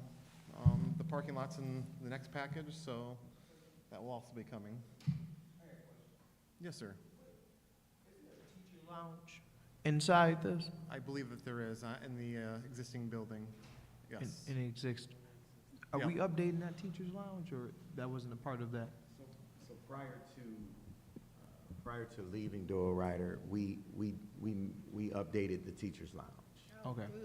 New refrigerator in the teacher's lounge, new chairs and massage chairs and things of that nature. So that was done prior to leaving Doyle Ryder and made it a mindfulness room for teachers. Okay. Yeah. Thanks. Also in the 3-story portion, it did get new flooring, new paint, and some new finishes due to the flood that happened. So there's the renovation side of the original project, and there was the flood damage that was dealt with through the insurance carrier. So, and I guess, to be quite frank, the entire building got a refresh to a certain point other than the gym. Any other questions on Doyle Ryder? You mentioned, I'm sorry. Trustee Bowden. Oh, you mentioned you're on schedule. What do you mean by you're on schedule? We are on schedule to have scholars back in that building in August of this year, where we'll be punching out in June and kind of starting that process of moving back in. So we are on our current schedule, I think, of like the first. June 2nd? Yeah, June 2nd. So by the time school starts, we'll be all ready to go? We will be out of the building around the first part of June, and then, furniture comes in, teachers move back in, and yes, we will start school. The scholars will come back to school in August of '23. Did I hear you say you'll be out the building in June? What's that? Did you say June you'll be out the building? We'll be out of the building the first part of June. First part of June, okay. And then the furniture will come in when? That's not on our, I guess that's not Oh, on so our- you're finishing your part? Yeah, we're Okay. finishing the construction side, and then the furniture's between the district and Stantec, Okay. So we are the construction managers that are watching over your trade contractors. Okay, so I'm following you. The construction will be complete June 2nd? So, yes. Okay, I just want to make sure I was hearing you correctly. Okay, and your anticipation, or you're going to hand it off, and the rest will be done between June and July, so first week of August, we're good. That correct? Okay, Yes. thank you. Vice President King. When can we schedule a tour as a board to start to tour the facility? Whenever you'd like. We have an open slot on Friday from 3 to 4. This Friday? Yes, sir. From 3 to 4? 3 to 4. Mr. President. Treasurer Luna. Mr. Henderson, could you just explain to us, we just approved that emergency kind of measure to address the roof and the leak. Could you talk about that for us and how this may have affected that? So currently what's going on with that is the metal panels are being constructed, and they're supposed to be finished up with that the end of this week, and then they'll come back and start doing the installation hopefully Monday. Thank you, sir. Welcome. Other questions on Bill Ryder? No? No. All right, we'll go on the next slide. All right, so on your agenda tonight, we are asking for you to move forward with the parking lot package and also Potter Auditorium renovation. As you can see up there, the trade contractor totals and construction cost totals are up there. The parking lots, I guess I'll leave it to you as what parking lots are on there, but I know that there's what, 5 or There's 7. 7. It's Doyle Ryder, Holmes, DTM, Doyle Ryder, Raymond. DTM, Holmes, Pierce. Bremen. ALA. Oh, okay. What about this one? Yeah. And Holmes is first, right? They're all happening this summer. They're all- yeah. Can Holmes be first, please? I'm just kidding. We will have pothole-free parking lots by the time the scholars come back in the summer. Hopefully, I as long as we don't appreciate get months of rain Thank in you. the summer. Thank you. And then You did hear the weather, Claude. This is true. Yeah, we heard that part. I got you, Chris. I cannot control the weather, I apologize. And then Potter Elementary Auditorium, obviously the space is closed right now, and we are gonna bring it back to life fully. When that is done, that will be a fully functioning elementary auditorium for your scholars to use. It will have a air handler that has AC in it, so the space will be brought up to current standards. That is what you're approving tonight. Any questions on those two projects? I know being short and sweet, I know you have a lot of work to do, so. Question, I'm sorry, can I ask a question? Trustee Rutherford. Hauling away, are you guys subcontracting? Okay, when you tear up the parking lot, are you reusing the material, or are you digging it all up, taking it out, and bringing new? Ultimately, each parking lot was, so the engineering firm went through and did a full evaluation of all the parking lots. Some are getting. Can you put that mic in front of you? I'm Okay. sorry. Some are getting what we call a refresh, which is the sub base was okay underneath the asphalt, so all the stone was okay. We're just basically gonna grind it off and fix the top, which is a less costly option, so some of us, and then we have a full depth. Some of them are just, we're gonna take everything out because it's just bad. I guess is the easiest way I can say it. We solicited bids from trade contractors, so we are your agent. We are only watching out for your best interest. Okay. So like as our contract is, we are your agent. We are your construction department. So we went out and solicited bids for all the work. We have local, I think LA Construction's local. Eastland's done work, all of them have done work for us in the past. So, but it depends on the state of the parking lot, and Okay. each one's just a little bit different, so. I'm a little needy, so is there You're any okay. way I can see that list of your subcontractors? I won't share it, I just want to see it. It Your should be, It's Do you have it? Do we Should have be on the board access to letter. it? Should be in the board letter. Should be in your board packet. Oh, with all the subcontractors also listed in there? listed, yep. Yes.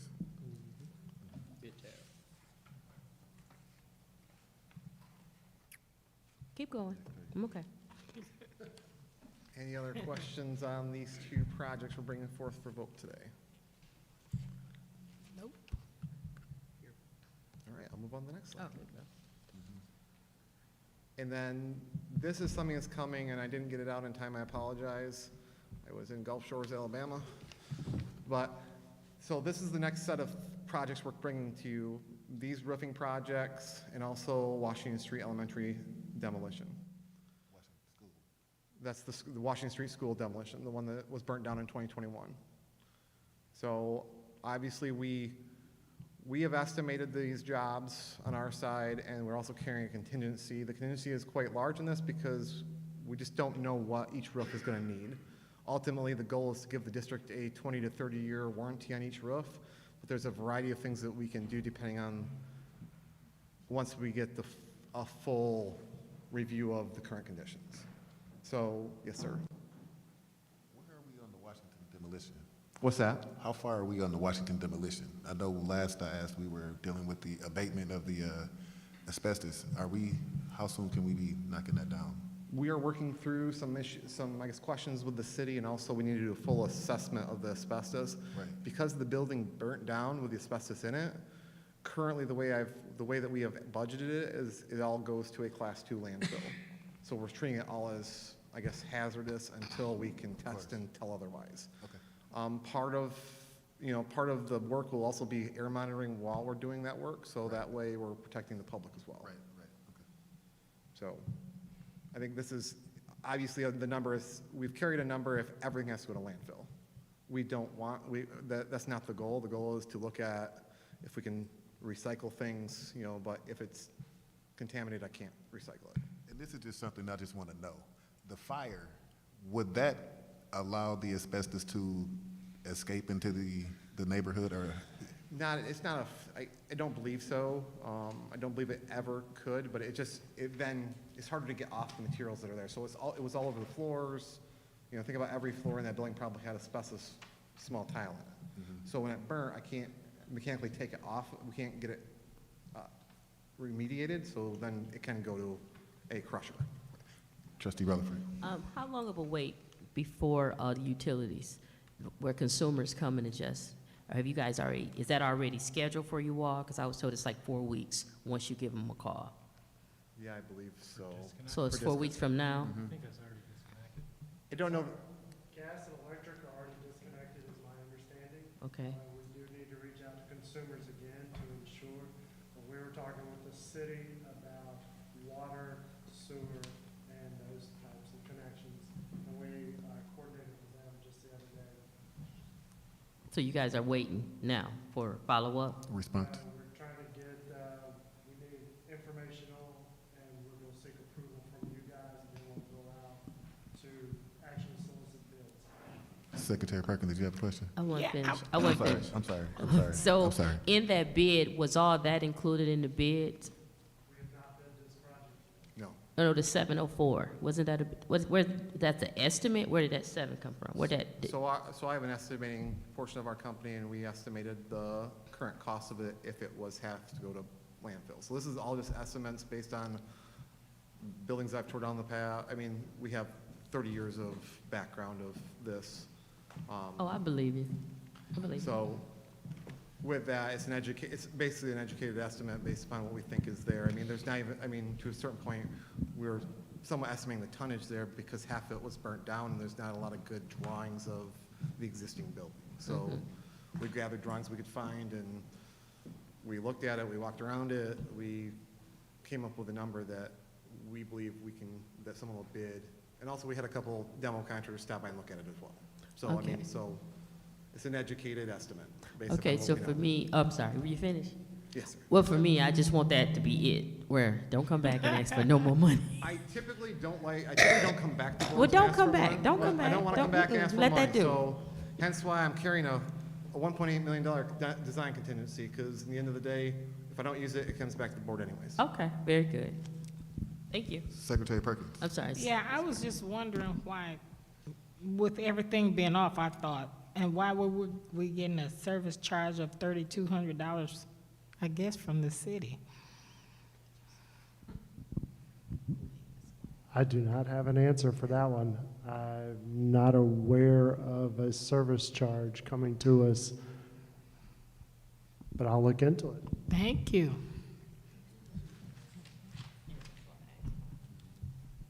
Any other questions on the roofing? I know it's not a glamorous project, but at the end of the day, we need to watertight some of these buildings up.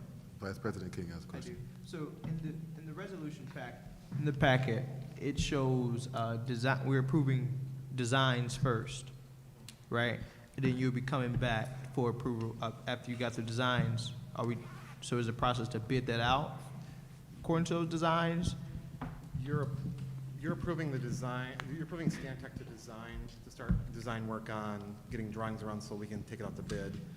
That's what is in the approval pack tonight. This will be in next month. I think some of this is in next month, I thought, based on this. Roof? So currently, you have in front of you a $130K approval, and that's for Stantec to take a look at 3 of the buildings, which is Brownell, Holmes, and DTM. So Stantec will design the structure for the building, I mean for the roof, The roofing structure. the roofing yes. structure. Then after you get the roofing structure, you will bid out for roofing. Yes. Okay. And are you going to mention what we talked about in subcommittee about the Potter roof as well? We brought Potter into this as an estimated cost, and that's what you're seeing up here right now. Of roofing? Yep. Okay. So, wait a minute, I'm sorry. I didn't see, maybe I mislooked, I'm sorry, I was reading. I didn't see the Stantec for Potter, like the design. We didn't, there's no design. That is correct. They did not include a cost to me when they brought this forward for Potter. So will we get a cost for this design coming up soon, or is this going to be? Stantec will come back to us with a cost to do the design For Potter. for Potter roof. And then Yes. we can include that into the bid when we get the design for the 3 roofs, the Doyle, I mean, not Doyle, I'm sorry, Brownell, Holmes, and DTM. Yes, we will try and take all 4 schools out to bid at once. If the design documents are completed by Stantec for the Potter, and you approve the other 3 tonight. Okay, you are Stantec, right? No, we're Clark Construction. Oh, shoot, my bad. They're all Clark. Okay. Clark, okay, my bad. Listen, it's too many people. So, That's okay, okay. so we need Stantec to provide us the cost for the design. No, Clark estimated the cost, and the numbers in front of you are from Stantec to design the roofing. Okay, so So that's Clark- where the difference is. Clark estimate the cost it costs to design. Nope. No, This is the actual construct, like, so. Oh, okay, This is come the on. actual construction dollars that we've estimated that it'll cost to replace these roofs. With the state of Michigan and with ESSER funds, it's a design and a bid process. So let's have full design. I send out prints and a spec book to every bidder. We will break these apart as individuals so we'll combo these up and say, hey, if you want 3 or 4 of them, you're gonna give me a better price, we'll accept that price. But what you're approving tonight for Stantec is to get them going on design work, and then once their design is done, let's say it's a couple months down the road, they will then take us out and we'll come back to you with trade bids as such as we're doing with Potter and with the auditorium and the parking lots. So we still in the bid process for that. So the roofs won't be repaired over the summer then, No, we'll probably be looking to do those more towards the fall. the fall? Yeah. So we'll need that contingency plan or that can be done during intercession on some days, right? We should be able to do it. We will look for we'll come up with a plan for phasing, yes. Okay, that's all I want to know. Thank you. because there's available space within the building, so we can work around that. May I, Mr. President? Oh, I'm sorry, yeah, so. Yeah, I just want the board to keep in mind as well that this is phase 2. Okay. So this is not a part of the door rider phase. This is not a part of the parking lot phase or furniture phase. This is what we're asking the board to move to phase 2 on, and these things are not going to be complete before kids come back in the fall. I was in a rut. I'm excited to get it done. Any one of the board members have any more questions? No. All right, moving on. You proceed. I think that's the end of our, we were pretty short and sweet tonight about Oh, what we okay. have to do, so. Go ahead. Before you go, I think it's important for our board to hear, what are you working on besides these roofs? What are we working on in phase 2? What have you all started? Now, I know you may not be able to give us numbers and things of that nature, but what you all have been around the district. You've been going from school to school over the last month or so. I'd just like the board to have an update on what you all are working on at this time. So currently we're doing almost a full facility assessment across all the active schools right now. And we are putting together a conceptual estimate. It's similar like we would do in a pre-bond planning stage because of the ESSER funds. And then we'll come with recommendations for future projects as we do that. So we're looking at secure vestibules. We're looking where the offices are at comparatively inbound versus outbound for school safety, HVAC. So we've just did a broad look at across all the buildings. At what every building, like to bring them all back up to, I guess, former, to current standards. And then we'll start looking at, we'll come with our recommendations to Superintendent Jones, to Mr. Henderson, to the district, and then we'll look at priorities and bring it up to the board. Does that make sense? Yeah. We're looking at spending money in good places and not looking for Band-Aids. So we're looking to spend your money wisely. That sounds good to my ear. Okay. Any other question? You guys? One more, yep, and what has been important to the board, and I just want to make sure you all know, is you want to see some things get done, and it's going to, after we get through with Door Rider, which could be a prototype in some way from some other things we can do in other buildings, right? As you can see, some of the dragon skin is on the floor. You might want to do that at DTM. You might want to do something to really, beef up the security. When you go into Pierce, the door we're actually using right now, there's a classroom right there, right? We don't think that that's the safest way for folks to come into the building. So that's why we're looking at vestibules and trying to determine a different way for folks to come in. So I just want you to know that's the work that's in phase 2, and that's what they're working on right now to ensure that we can have a good bang for the buck. Now, keep in mind, these projects have to be completed before 9/30/2024 so that we can pay for them with ESSER, or we're stuck with the bill. Yeah. So we're trying to move as fast as we can to get things to you so that we can spend those ESSER funds, ESSER 3 funds that we have remaining. Mr. Chair? Yes, Mr. Treasurer Luna. Yeah, through you to Mr. Jones. And it's not urgent right now, but it'd be helpful for us, I'm not sure if it's for y'all or you, but a list, well, not a list, but like what can be spent on renovations? Like what can we do with the money when it comes to ESSER, and what we can't do? So can we build like a new track and field? No, probably can't, but like it'll be nice to know what we can't do with this so we can think about that as we spend these last amount of ESSER funds. So we do have that information, and I'll get one of the team members to send that over to Ms. Pam so you can. Thank you, can have appreciate that. it. Send it to all of us. Absolutely, absolutely. Okay. Trustee Relevant? Yes, I just want to follow up what Superintendent said in regards to safety, especially the little people. I just definitely want to make sure that I share the importance of entering the building is nowhere near the office or the classroom. I like layers, if that makes sense, even like going through certain doors, because in the time that we're living in, it's not a matter of if something's gonna happen, it's a matter of when. And with you all in the process of doing what you're doing, I just want that to be in the forefront of keeping everyone in these buildings safe.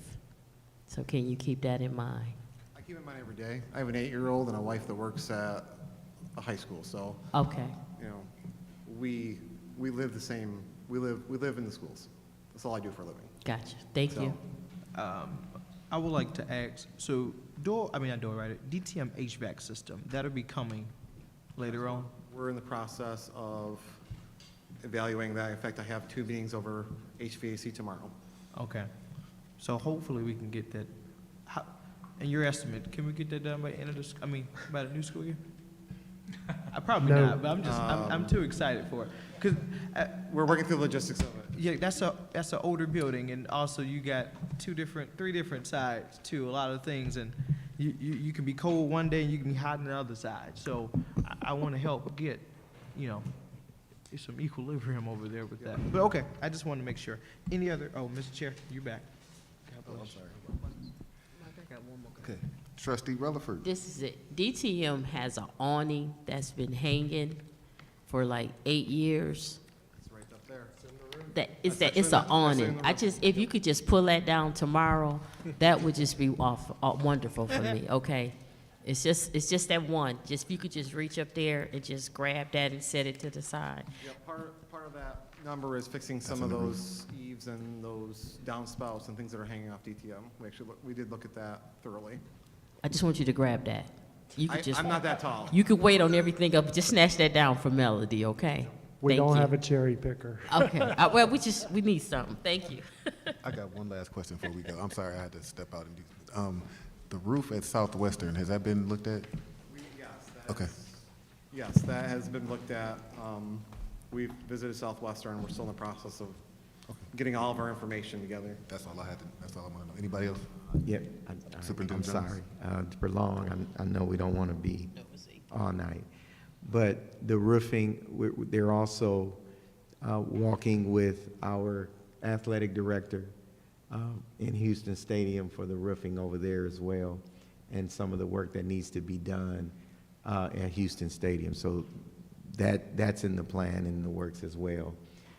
Currently, there's a lot of issues there, and I know that was a concern at Northwestern, the stadium. Yep. The stadium. Northwest, yeah, they have a roof where folks sit under the bottom. Okay, There is a roof, for the locker rooms, and it just Okay. pours. Okay, And that's something that they're looking at as well. I just wanted to okay. put that out there. Thank you for your time, and thank you for your effort. Thank you, guys. Thank you, guys. We'll Thank you. see you next month again with some more. Great hopefully. job. Thank you, great job. Okay, Yeah, Griffin. all right. Get that audit for me, guys. All right. Moving forward, I will now call upon Superintendent Jones to present the action items to the board. Okay, I seek a motion and a second from the board to approve Resolution 1.4, Insurance Vendor Agreement. So move. Second. Okay.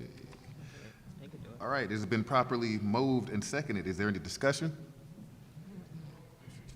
Okay, seeing none, seeing no further discussion, the motion to approve Resolution 1.4, the Insurance Vendor Agreement, will be conducted by a roll call vote.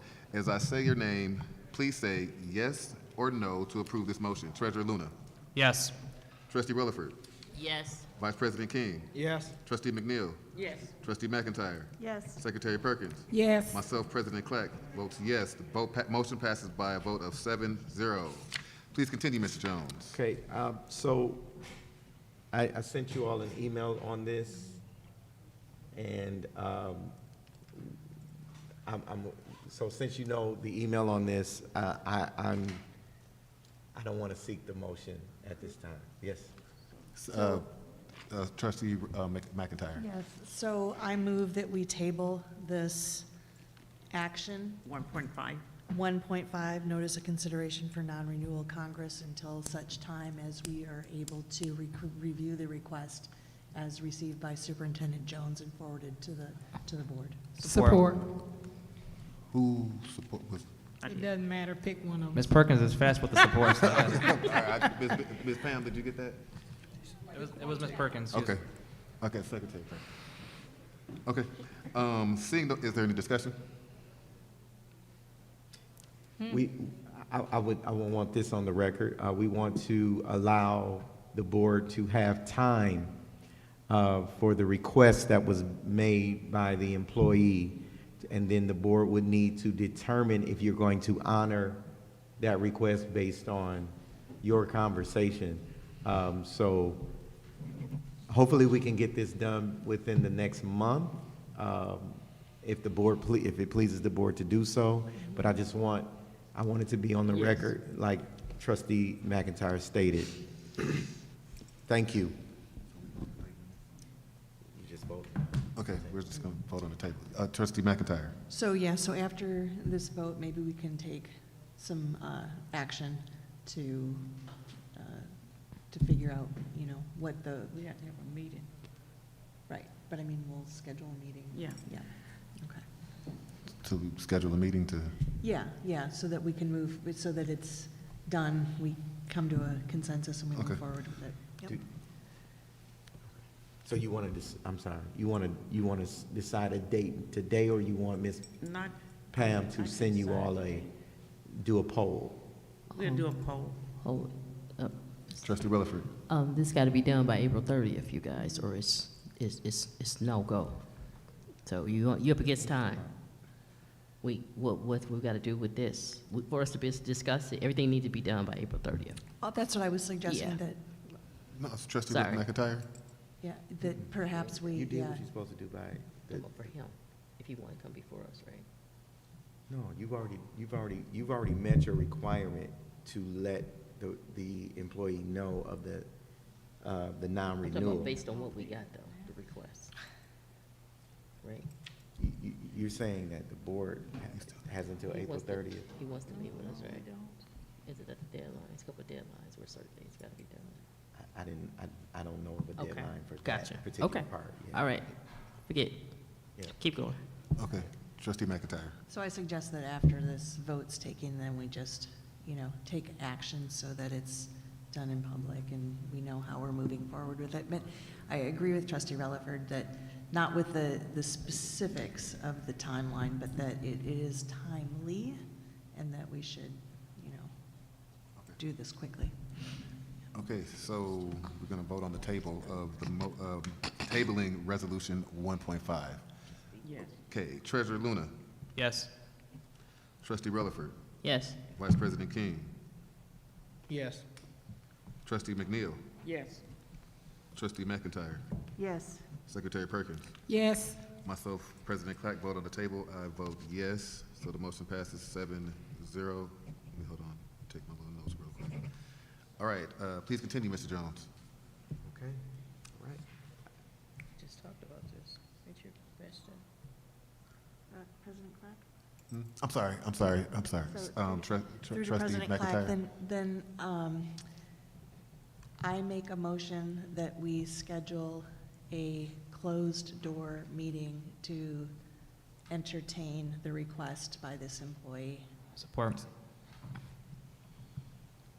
Okay, any discussion? Okay, let's conduct a roll call vote. Secretary, hold on. Secretary Perkins? Yes. Okay, Trustee McIntyre? Yes. Trustee McNeil? Yes.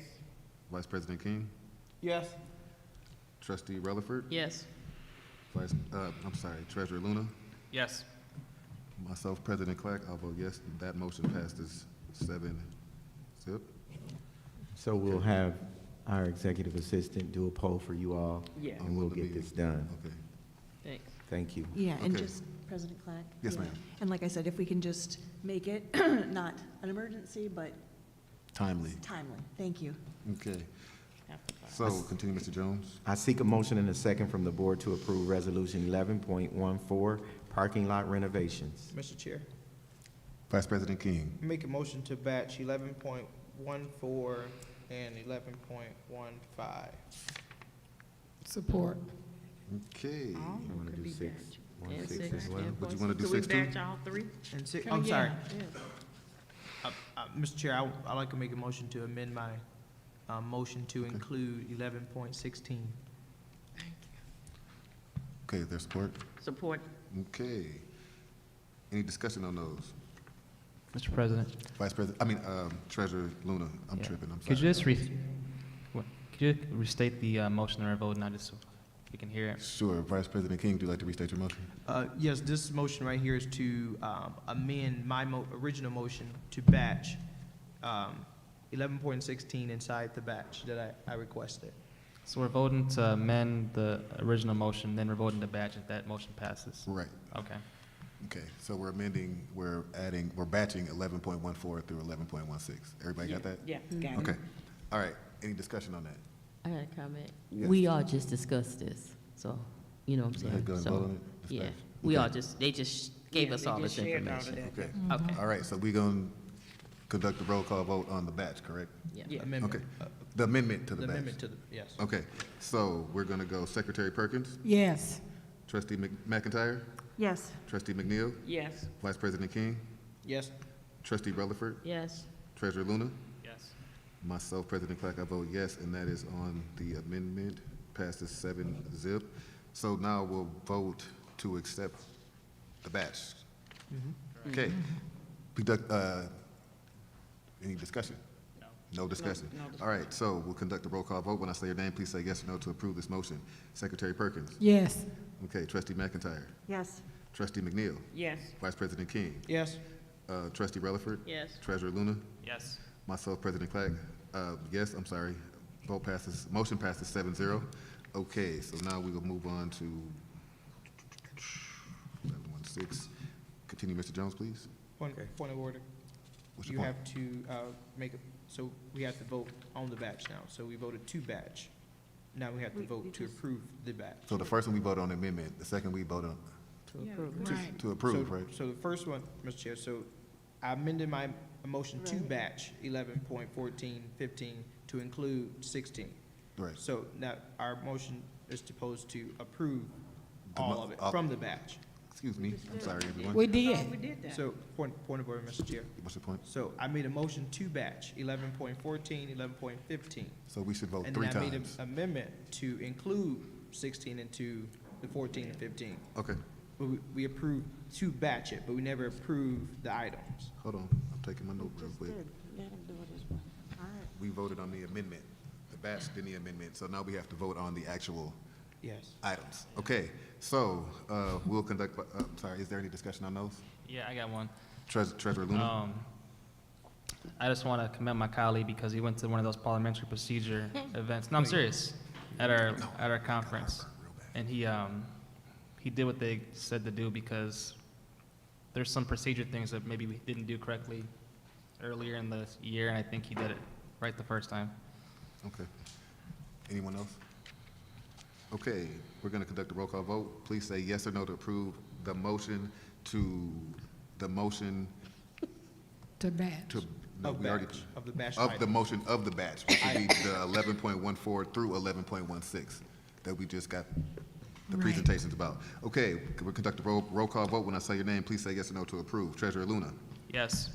Okay, Trustee Rutherford. Yes. Vice President King. Yes. Trustee McNeil. Yes. Trustee McIntyre. Yes. Secretary Perkins. Yes. Myself, President Clark, votes yes. That passes 7-0. Okay, now can you please continue, Mr. Jones? Sure. I seek a motion and a second from the board to approve Resolution 21.17, Plan Moran, Cresa Consulting for 10-year plan for district. So moved. Okay, it's been properly moved and seconded. Is there any discussion? Okay, seeing no further discussion, the motion to approve Resolution 21.17, Plant Moran Crescent Consultant for a 10-year plan for the district will be conducted by a roll call vote. As I call your name, please say yes or no to approve this motion. Secretary Perkins? Yes. Trustee McIntyre? Yes.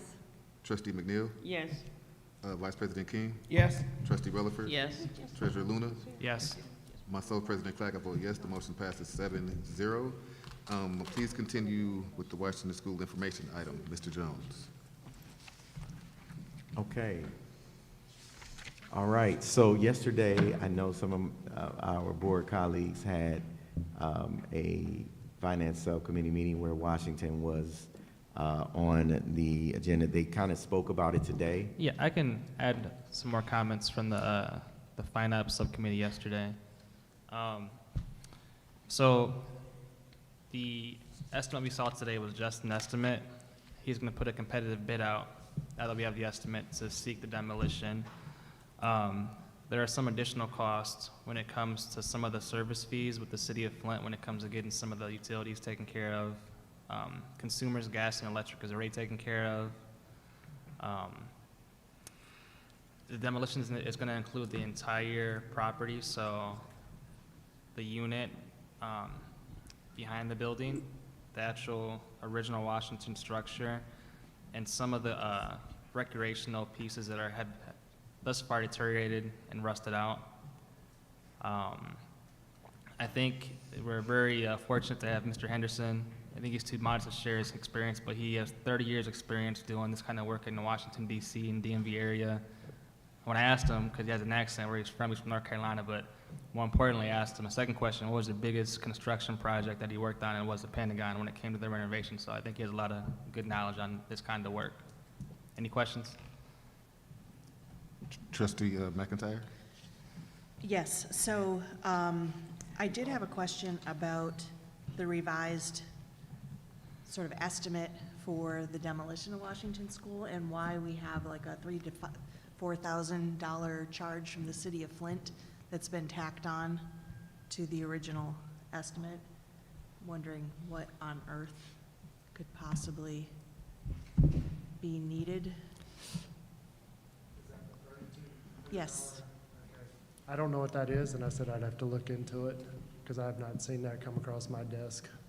So I'm not, so my point is that I'm kind of unhappy that it just sort of appeared without any explanation, not from you or you, but from the city and from an entity that's supposedly acting as a partner who's trying to, help us eliminate blight and all this kind of stuff, Yeah. to just have this sort of. I don't want to speak on the behalf by any means on the record, but I know when it comes to all these different fees, from zoning permits to construction permits from putting a deck on your property, the city of Flint has what's called a master fee schedule. I'm not sure if this $3,200 is part of that master fee schedule, but I'm sure we can just request what this is and go from there and have them report back to us. Superintendent Jones? Are we talking about in the information we sent from the email? Yes. Okay, so I got that. So the information about, Okay, now it's starting to yes, make a and I little don't more know, sense. I don't, yeah, Okay. yeah. So I went to the city and I asked them what it would cost to do disconnect of our utilities, which was water and sewer, and they gave me a cost of $1,707 to disconnect the water, and then they went and they were supposed to give me a number for the sewer part of it, but they did not come back, so I doubled the estimate of that, and that's where the $3,400 is coming from. We have since had a meeting with them on Monday or Tuesday this week. They're blending together. But anyway, they said now that they could not find any of the sewer disconnects, and they were going to charge us for that.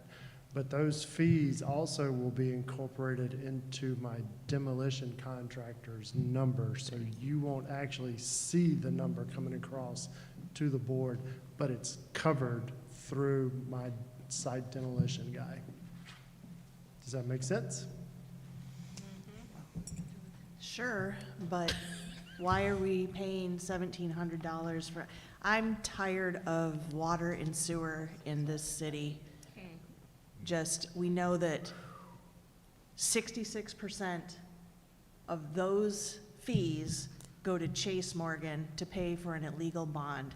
And so it's not the amount, it's the principle, and I'll be darned if they're gonna extract that off of the backs of our school kids. And so, Trustee McIntyre, you're really not questioning. Correct. She's not, It's we just a don't have the statement. answer of It's a why. statement. Right, she's just, yeah, she's making a statement. I got a comment. Oh, I'm sorry, Trustee Rutherford. I guess for me, I would like for all that to be included in the bid up It is. front. It is. I guess for me, why do we see it then? We haven't bid the project yet. You for- haven't bid, I guess what I'm saying is, I was okay, but I know bids include all of that. So Correct. to come back and add addition to see the 700-some thousand, and then to hear that that was an estimate, you know, some things I think, like, but he said they would absorb it. He has enough to absorb it. So, Correct. like you said, we won't see it, but I just wanted to make sure in the future, that's always included. And if it's not, my thing, just put the bid back out, because no coming back. Because, you know, you have people that lowball for a reason, and then they want to come back and add to it. I just don't want us to get into that. That's just my own personal preference as it relates to construction. So we haven't bid this out We yet. have I not understand. bid this Okay, project okay. at all. I just want to make sure that's in bids from moving forward, all that. No coming back, and let them know, no coming back. If this your bid, it's your bid. Correct. Thank you. Mr. President. Treasurer Luna? Yeah, Mr. Edmondson, I did a horrible job of explaining what the demolition actually included. Could you just restate from last night what is being demolished on the site? So actually, when you look at the entire block that the school sits on, there is the school itself, and then there's two portable units that will be demolished. Then there's any trees that are dead on the site will be taken out, and you take it all the way back to the street sidewalks. And between the street and easement space and then the sidewalk, that's where we cut and cap the utilities, is back there at that portion. So that's why we were engaging the city to do that part. But that would be totally the entire square block. If you look at the thing from Google Earth, we would take all that down, and then we would also take all the footers out of the ground and put that back with engineer fill. And it would be a totally green space with topsoil and grass on it when we walk away. I have one last question. Treasurer Luna? I know this is outside the scope of what's being bidded out, or will get bid out, but I've been getting a couple questions from the committee members about the playgrounds, and believe it or not, about the actual bricks of the building. So the question about the playgrounds is, look, that playground probably needs to be demolished, but would there be chances for folks to want to come and like build new ones, like how they do in certain parks to do that? And then two, would it be a chance for folks to come and like maybe get a brick that's salvageable to keep as a memento if you're like an alumni, or, you know? We could possibly do that, but we would have to set bricks aside, because I wouldn't want anyone on the construction site that's not part of the construction team or demolition team. And playground part? The playground, I would say just take it out and be done with it. Any more questions for Mr. Henderson? I'm sorry. Thank you, Mr. Henderson. Thanks, Chris. Welcome. Okay. Done, Mr. Jones? Okay, thank you, Mr. Jones. Do any board members have any comments before we adjourn? Mr. President, I do. Treasurer Luna? Yeah. Did a little like 30-second prepared statement, but I want to focus my comments on the challenges we must face as a board. I think all these priorities, I believe we can all come together on for the betterment of our students, teachers, staff, and families. Number one, the need to right-size our district to better serve students, teachers, and to ensure our fiscal stability for the future of them. Second, allocating and monitoring over $85 million left in the ESSER funds that we should invest in our students and families. Very important one, seizing the opportunity to renovate and build new schools for students and staff with partners in the community and throughout the country and state. The serious need to address our 20-plus vacant properties. As Ms. Rodriguez so eloquently said, these properties are a blight on the community and also a drain on resources that could have been better spent on students and staff. And then finally, the need to address the compensation of our educators to keep them and attract them. And those are my board comments. Anyone else? Mr. Chair. Vice President King? To my colleagues, I sent you all an email last week about, I think it was last week or a week and a half ago, about the board self-assessment. I would encourage my colleagues to, I think it's a question, but also a comment, that we do the board self-assessment with training with MASB, so we know how to operate with one another. We see where our individual minds at, but collectively do it with MASB. So, does that need to be a resolution to allow them to come here and do the, or do we just need to have our executive system send out a poll what days? The board has to vote on training. Okay. Per the bylaws, the board has to agree to training. Okay. 4 or 5? Yes, Trustee McNeil. In the past, that assessment, you just find out what date they're available, and then you just send out a poll. You nominate vote on it, because it's a requirement of our law. Sorry, but we didn't have to vote on it. You just call MASB and they give you a date, and just send out a poll, and they come in and do the presentation. Is that what you're talking about for the assessment? Yes, I want to make sure we do the assessment Yeah, per you have bylaw. to check with MASB what date they're available. Normally, they try to get out before June the 30th, and, Okay, so to my colleagues, if that's okay, if there's no objections, can Yes. we reach out to MASB for the Board of Self-Assessment to plan a day for them to come? And would Ms. Beer send out a poll? Do you want me to make a motion for it, Mr. President, or? Yeah, I will make a motion that we schedule with cause for our board self-assessment with MASB. Okay. Is there any support? Support. Okay, any more discussion? I got one more thing I want Yes. to say, not about this. Okay, we'll conduct a roll call vote about the MASB training. Hold on, let me get back to Okay, so as I say your name, please say yes or no to approve this training. Treasurer Luna? Yes. Trustee Rutherford? No. Vice President King? Yes. Trustee McNeil? Yes. Assistant Secretary Treasurer McIntyre? Yes. Secretary Perkins? Yes. Let's get it done. Myself, President Clack, I vote yes. No, that's okay. The motion passes for the training 6-1. I have one thing. Yes, ma'am. Trustee McNeil. I just want to remind the board that our senior is having they do their exit presentation, and usually they like for board members to come in and they present their presentation, their exit presentation. I did it last year, and I think we got an email out. I won't be able to do it this year, but it means so much to our students, if we just come and listen to them do their presentation, you have to score and grade them. I think it's from 8 to 11. Mr. John, do you remember what day? But I think it's 4:25 or 26. for I'll the, have it sent to you no yeah. later than noon tomorrow. And if some of the board members will show up and support them. It's at Southwestern? Yeah, it's usually at Southwestern.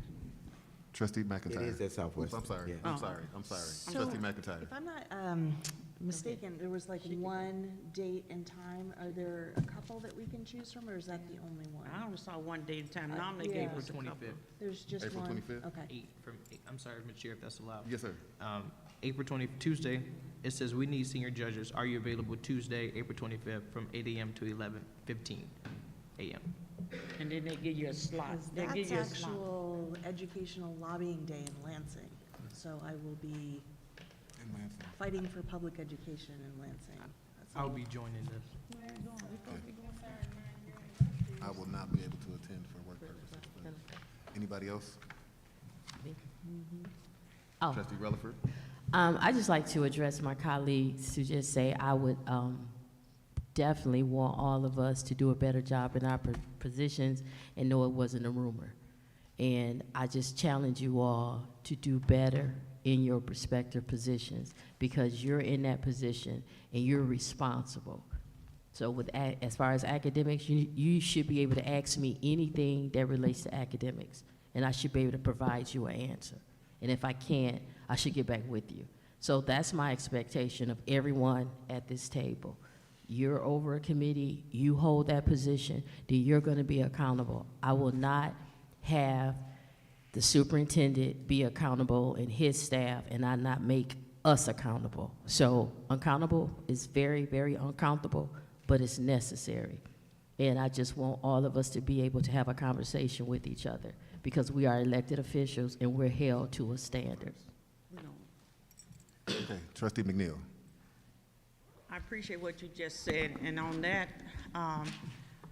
I think that Laura McIntyre and Joyce Ellis McNeil need to be restored back to their position. I'd be restored back to chair over community relation, and Laura McIntyre back over HR, so we can all divide our work up, be unified, and be fair with each other. Support.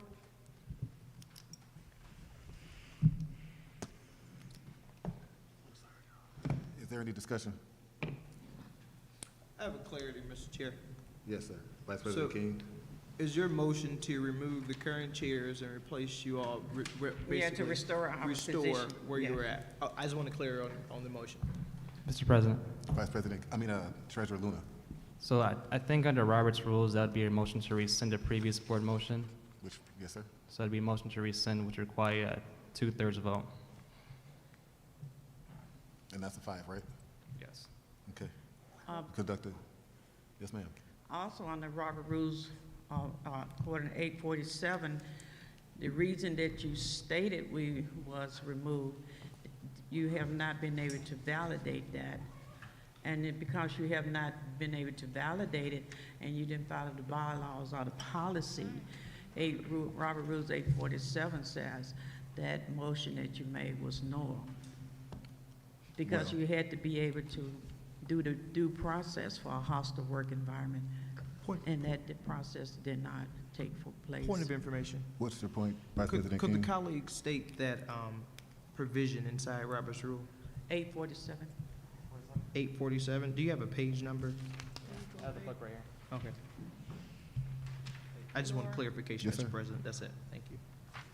And then you have to look at your hostile, you're accused of a hostile harassment, hostile environment, and then your bylaws and your policy, it tells you the process that you have to do to follow, to do that.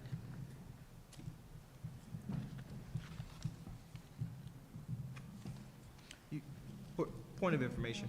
Yes, sir. What's your point, Vice President King? To Trustee, through you to Trustee McNeil, are you, make sure I got it right, the number 847. I always call it 847, how to vote when you make a motion. If you go back and look at your policy on harassment, what the procedures are, And you have to follow those procedures if somebody is charged in a hostile work environment. And that's what you said you was removing us too far. And those procedures wasn't valid or proven because you didn't follow due process. 847, I believe, it said that those votes are no, even if you vote anonymous, those votes are null and void because it violates the bylaws.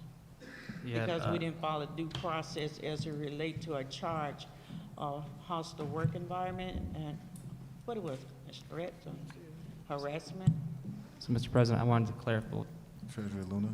So, I never use, it's on tape, I've never used the word hostile work environment. I was very specific in how I voiced my motion. It's in the minutes. One.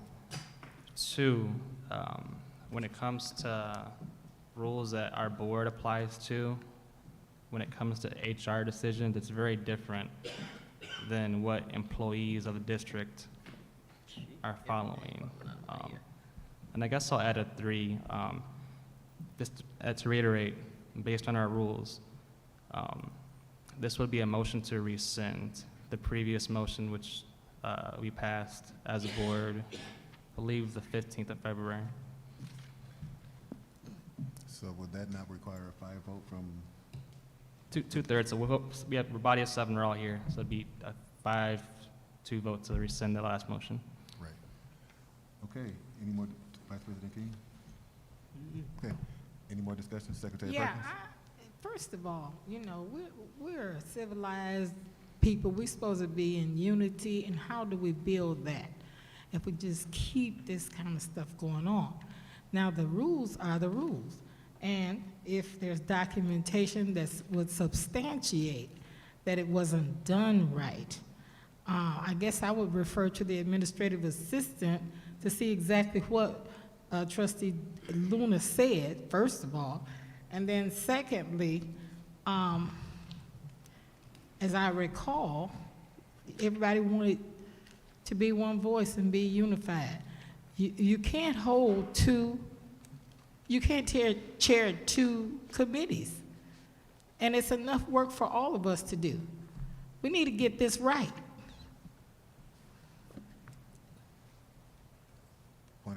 Point of information? Yeah, that's what it was. Point of information. Okay, Mr. Clinton. I just got a question, just for my own clarity, and this is just me. Does it specifically say in the bylaws that one can't hold chair 2 positions? When we was, Mr. Trustee McNeil. Yeah. At NSBA and our parliamentary, I questioned that, and they say really it's improper for you to be an officer and then chair a committee to do both. You know, so there is a parliamentary procedure about that. That's why we went to the national. Point of information. And there's nothing in our policy. Point of information. They said that at a class when we were in Florida? When I asked the parliamentary guy, I asked him about it. But however, that's not where we at. Where we at now is that when you make charges and allegations against board members, each other board members, and we always say what's good for the gander is good for the goose, then you got other board members that does something similar or something even worse. And board members shouldn't reprimand each other. You don't have the authority or authorization to reprimand each other. We are elected officials. And you just can't punish board members because you got the votes to do it. So I'm saying that we should be restored and let's move forward. Anyone else? And I think that's what Mr. Nunes was trying to say something. Vice President King? I'll be brief, and I'll try to be brief. So I attended this NSBA parliamentary procedure, and I don't recall him saying those specific words, a person can't chair 2. However, no, That's it. I don't recall that. I'm gonna just leave it at that, and we can just vote, because it's 9:10. Okay, any more discussion before we go conduct this roll call vote? Secretary Perkins? Yeah, I'm gonna reiterate, it's enough work for all of us to do. So I would think it would be in order for the former chairs to be replaced back in their position. You're still talking about unity and getting along. That'd be a good place to start. Any more discussion? Okay, roll call vote. Secretary Perkins? Yes. Trustee McIntyre? Yes. Trustee McNeil? Yes. Treasurer Luna?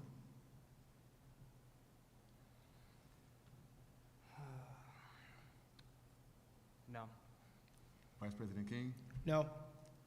Trustee Rutherford? Yes. Myself, President Clack, I vote no, so it fails. Meeting adjourned at 9:11. You got to Her take a hand roll was call. up. You have to, Oh, I'm sorry. and she had her hand About what? Her We just- hand was up. up. She was trying to speak. Okay. Trustee McIntyre. Through the president to trustee Rutherford, I did want to ask you a question about academic subcommittees. So I would like to know about the SIG grant and the who? The SIG grant and dual enrollment and the IB program.